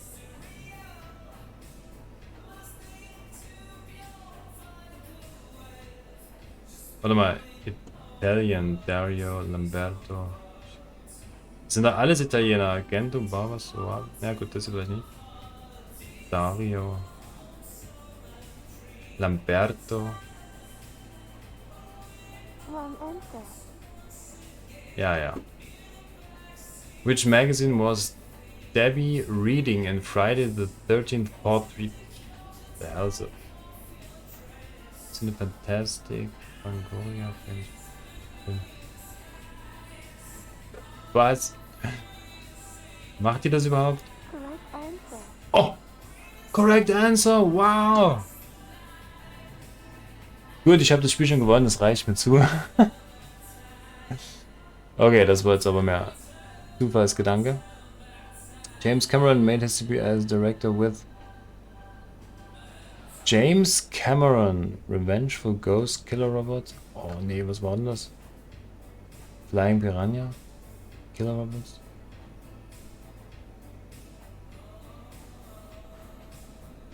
Cameron? Was war denn der Film von dem?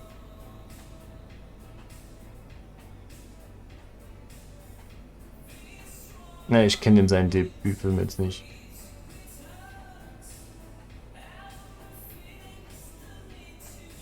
Killer Robots, Flying Piranhas. Piranhas gibt es ja auch ein paar Horrorfilme, aber die sind, glaube ich, nicht so alt. Ich mache mal hier das. Wrong answer. Ja, wie auch immer. Können die nicht wenigstens danach die Auflösung zeigen? Oder vielleicht kommt es am Ende. Vampire Hunter in Bright Night. Vincent Price. Peter Vincent. Peter Cushing. Oh. Vincent Peter. Peter Cushing. Vampire Hunter Peter. Vincent Price. Der Preis. Vincent Price. Wrong answer. Ach, scheiße. Theorien funktionieren nicht. Which werewolf movie from 1981 won an Oscar for Best Makeup and Hairstyling? Wolfen, an American Werewolf in London, The Howling. Ich glaube, die 2 habe ich gesehen. The Howling, Wolfen, sagt jetzt gar nichts. Das hier halt? Correct answer. Yes! Good. Oh, you did not answer all the questions. Was? Game over? I don't care. Ey, ich habe 2 Punkte gemacht, das reicht mir vollkommen zu. Die anderen Sachen, das ist wirklich. Also, das musst du dann schon wirklich sehen und dich wieder daran erinnern. Ja, also, ja. Nö, ist okay, das passt schon. Ich habe immer noch Mug with Coins.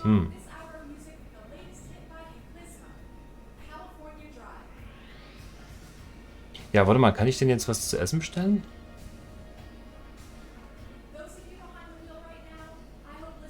Ja, warte mal. Nee.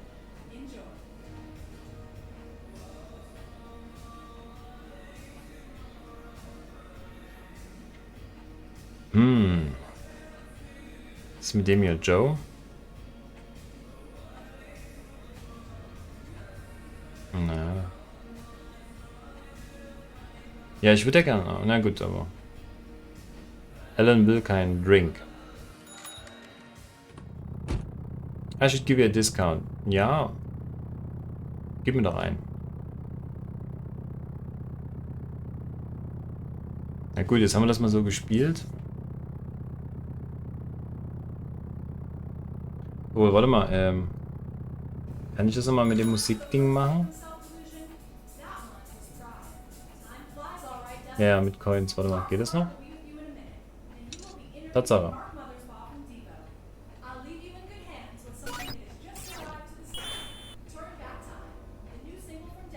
So, warte mal, ich will mal kurz gucken, hier Musik.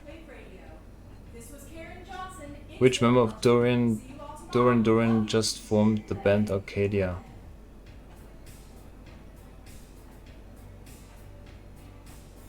Yeah, oh Gott, ich kann gar nicht rausgehen hier. Wrong answer, ja. So, ich kann auch hier 1, 2, 3 so drücken, oder? What instrument does Vicky Peterson play in the band of bangers?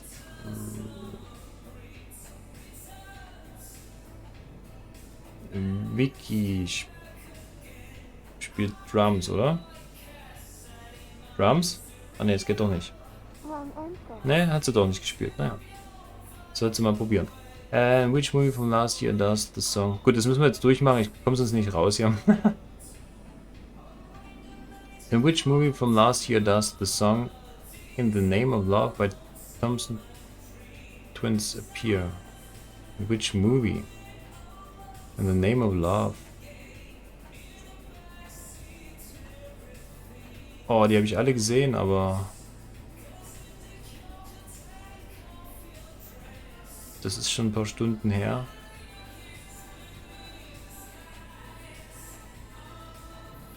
Von the last year. In the Name of Love. Ich bin schon sehr geneigt auf Back to the Future. Ghostbusters. Ghostbusters? War das... Oder das keine Ghostbusters sein in der Badewanne, oder? Ich mach mal das. Ja! Ha! Ich hab's gewusst. In der Badewanne war das. Okay, ist wahrscheinlich mein einziger Punkt, den ich holen kann. Which band or artist did not play in the Live Aid Festival? Das sind solche Fragen, das kannst du nur wissen oder, ne, so wie ich, eben nicht. Or artist. Mötley Crüe, Nick Kershaw, Ashford und Simpson. Also. Which band was born from the split of the Human League? China Crisis, ABC, Heaven 17. Which band was born from the split of the Human League?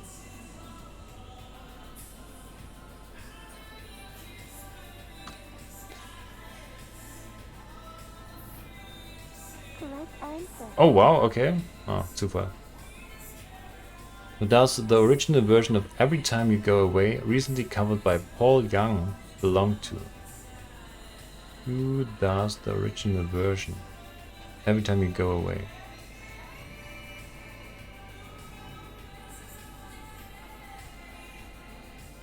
Every time you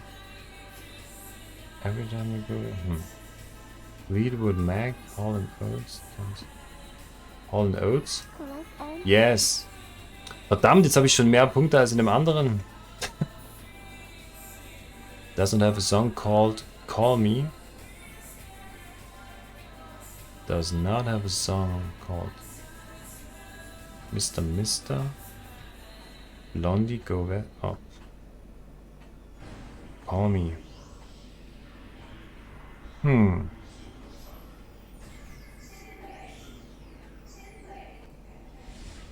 Call me.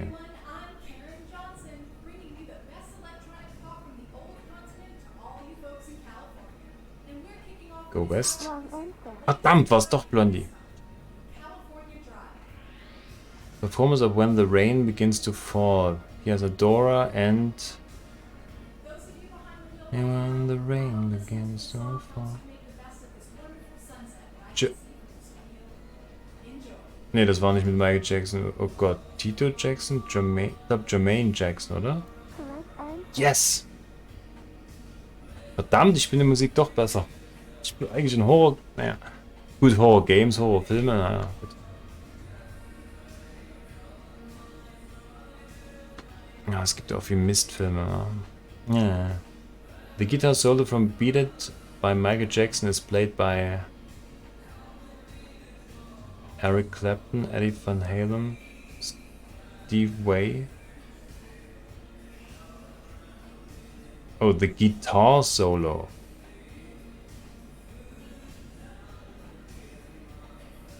Oh. Scheiße, das will ich jetzt nicht. Wrong answer. Ja. Weiß nicht. Singer of the band Ultravox before being replaced by Mitch Ure. Okay, wer war das? Lead Singer. Der hat den dann ersetzt. John Bob. Ja. Wrong answer. Ja, der war mir jetzt am vertrautesten. Artist not covered by Soft Cell. Wer hat es nie gecovert? Laura Jones, Jimi Hendrix, Janis Joplin. Janis Joplin? Correct answer. Yes, correct.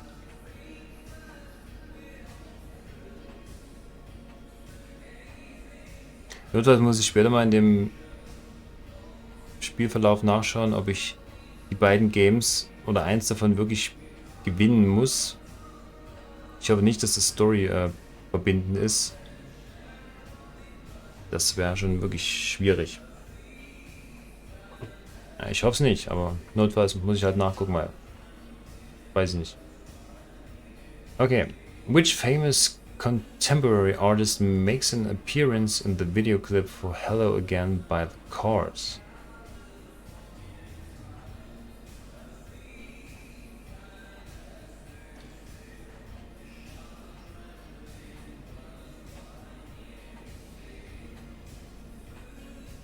Correct answer. Ja, genau. Gut, das war richtig. Famous filmmaker who directed Billie Eilish's video clip for Dancing with Myself. Famous filmmaker, John Landis.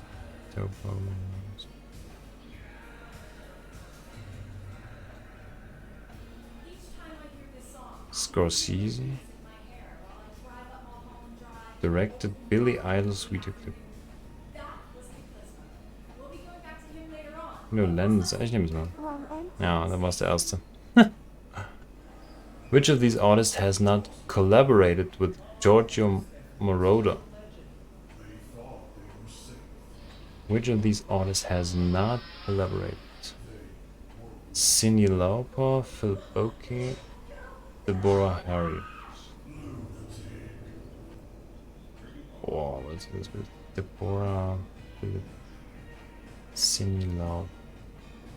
Ich nehme immer die vertrautesten jetzt mal. Correct answer. Okay. Oh, okay, good. One of the following bands is not Australian. No Without Heads, Inks, Men at Work.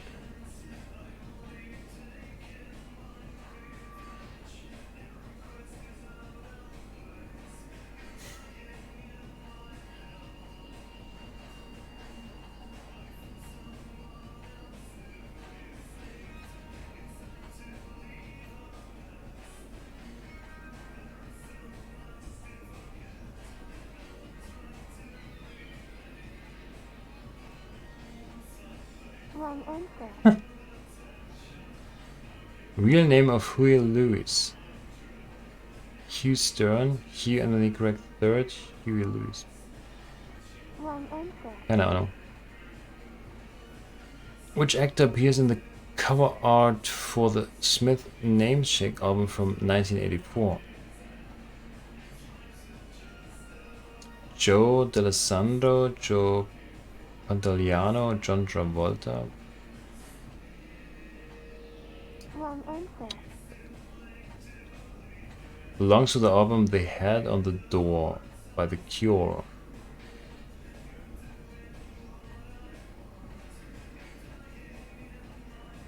Correct answer. Yes. First single by the band Bon Jovi. First single by the band Bon Jovi. Wrong answer. Weiß ich nicht. Real name of Boy George from the band Culture Club. Boy George. Ist Boy George Michael? Wrong answer. Nee. Oh, you didn't answer the question correctly. Game over. Hey Alan, come over here. Okay. Yeah. Loser. Oh, shut up. Hey, ich bin in dem zweiten Spiel, wo ich dachte, ich bin schlechter, besser gewesen, als in dem, wo ich dachte, ich bin besser, schlechter gewesen.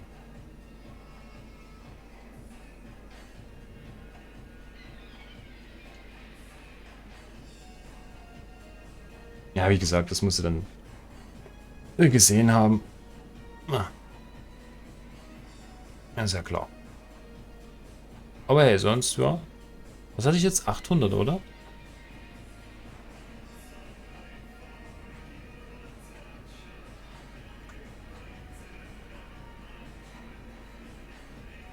Was kann ich jetzt noch machen?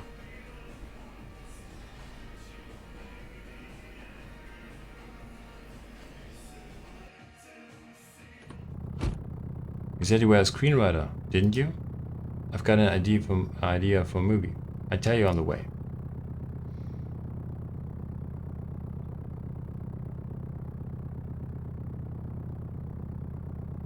Hier, Glenn.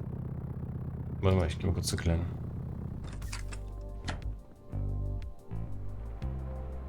Ja, das reicht noch nicht hier, was?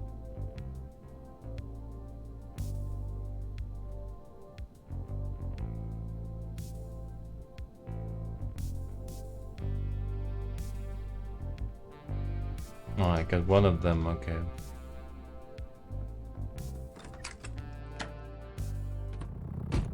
So you work in the movies, huh? Do you know Sylvester Stallone? Ja, klar.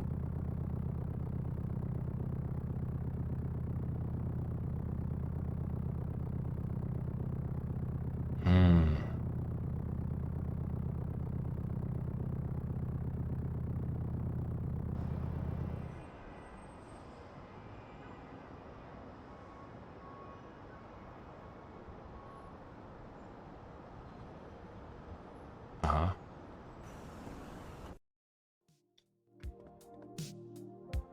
Okay.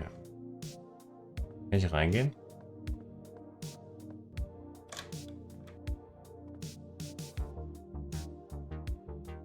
Danke, Mann.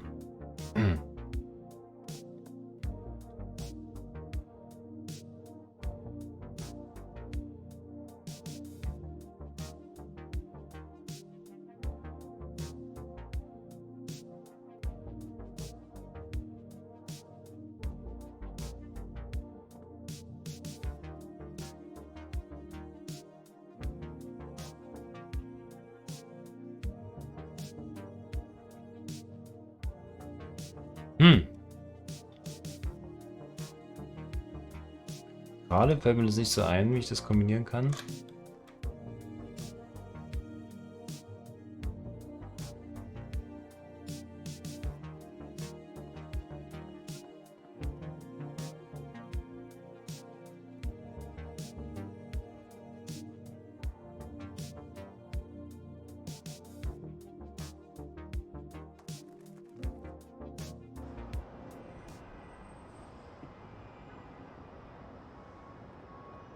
Gute Frage.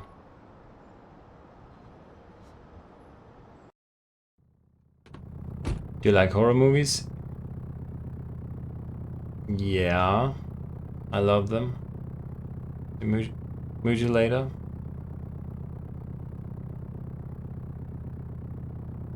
But I don't know them.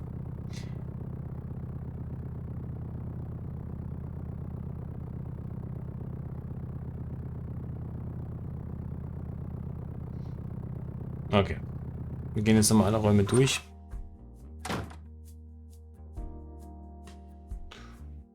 Und dann geschlossen.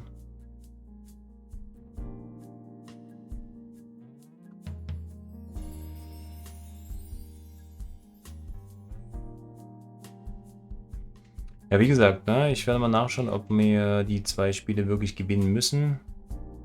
Ich meine, der Vorteil ist natürlich, dann lernt man wieder was dazu für Filme und Musik, was gut ist. Dennoch, wenn es eine Variante wäre, dass es nicht direkt mit der Story verbunden wäre, finde ich das auch okay.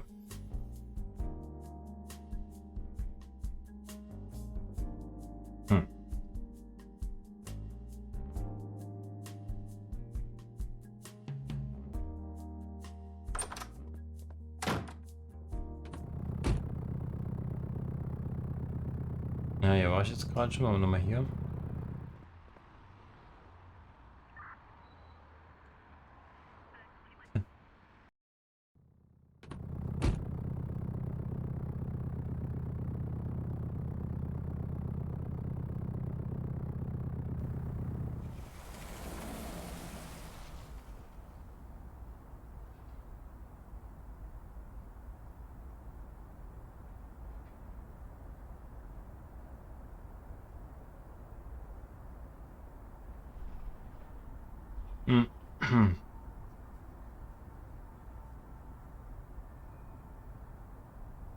Ja, dachte ich könnte da was geben. Äh,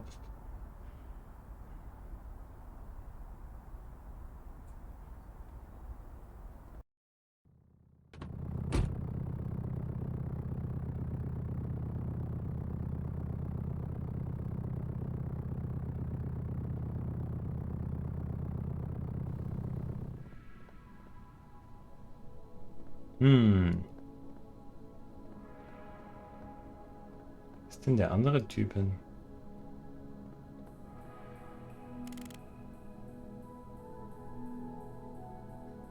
Ach, diese Figur erinnert mich an die Hellboy-Figur.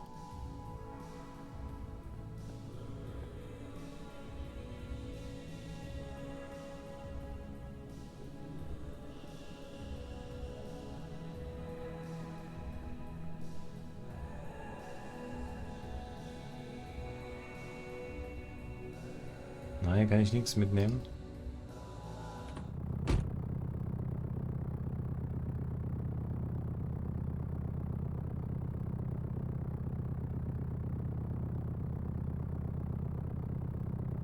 Mhm.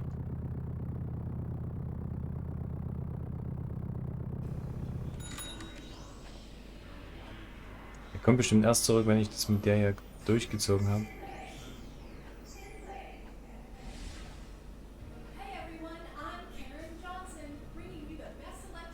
Oder vielleicht nochmal zu dem.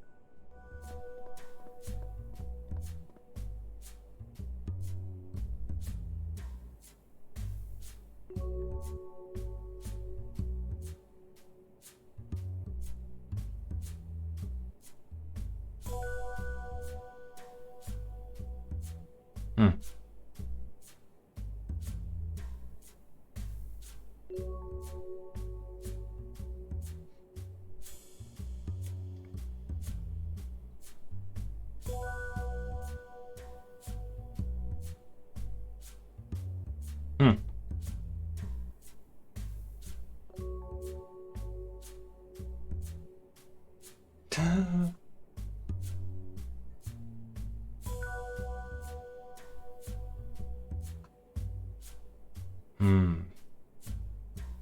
kann mich ja gar nicht bei dem umsehen.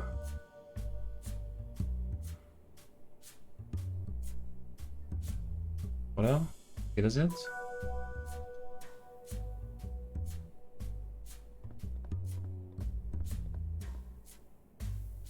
Ja, so geht es nicht.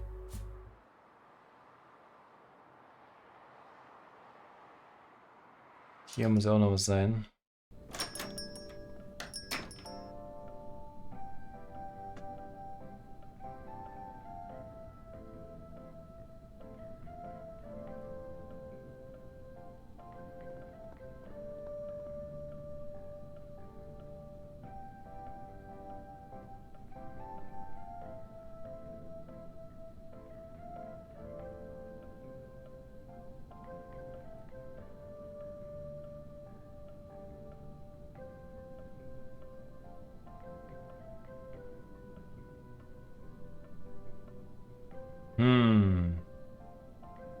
Warte mal, da kann ich die bestimmt ablenken, oder? Oh no, no. Auch nicht das hier? What you want to do is not impossible. Try something else.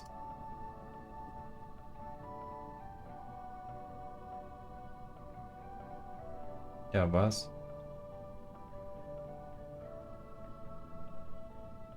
They won't do what you think it will.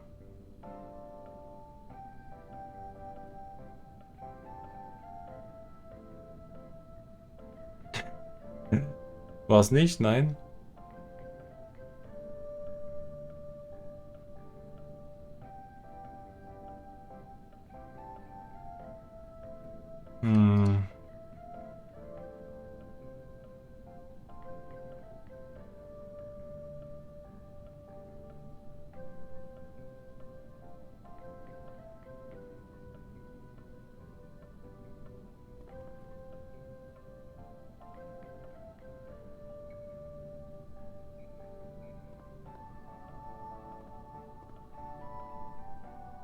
Na gut.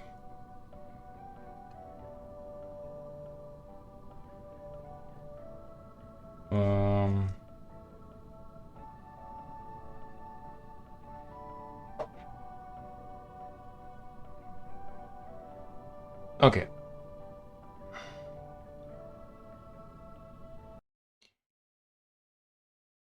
Gut, gehen wir von den Ladies. Das war's mit einer weiteren Runde von Nightmare Frames. Sehr, sehr cool. Auch sehr, sehr knackig. Ja, ich habe mich echt gut geschlagen bei den Rätseldingern. Katastrophe.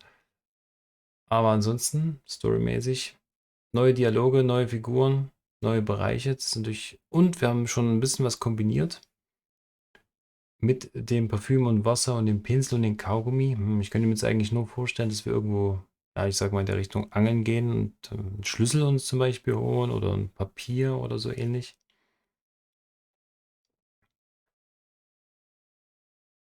Hm. Ja, wie gesagt, für alle Point-and-Click-Rätselfreunde, äh, seid da gern mit dabei und überlegt, was könnte man denn da machen. Ansonsten kann man einen Tipp rauswerfen. Denn bei solchen Spielen gibt es immer wieder mal Phasen, wo man denkt, wie kommst du jetzt weiter? Was musst du jetzt, wie musst du jetzt denken? Denn meistens klappt es ja nie so. Aber so Zufalleffekt ist ganz cool. Ich würde schon mal irgendwie sagen, dass wir sie hier vielleicht weglocken, dem Licht irgendwie aus. Und ja, dass wir dann irgendwie an die Dokumente kommen oder so. Hm. Naja, müssen wir mal schauen. Ja, auf jeden Fall war es das jetzt mit dieser Abendrunde.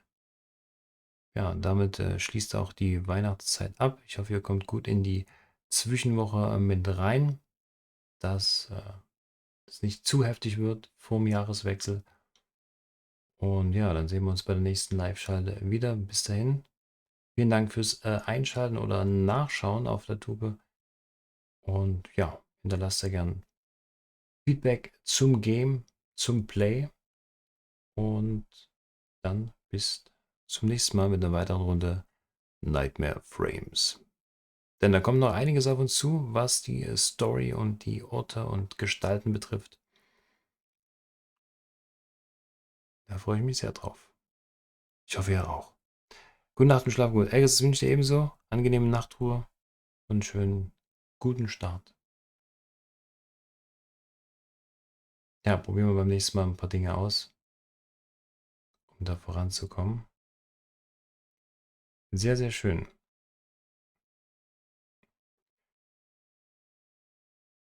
Gut. Ja, das war's jetzt.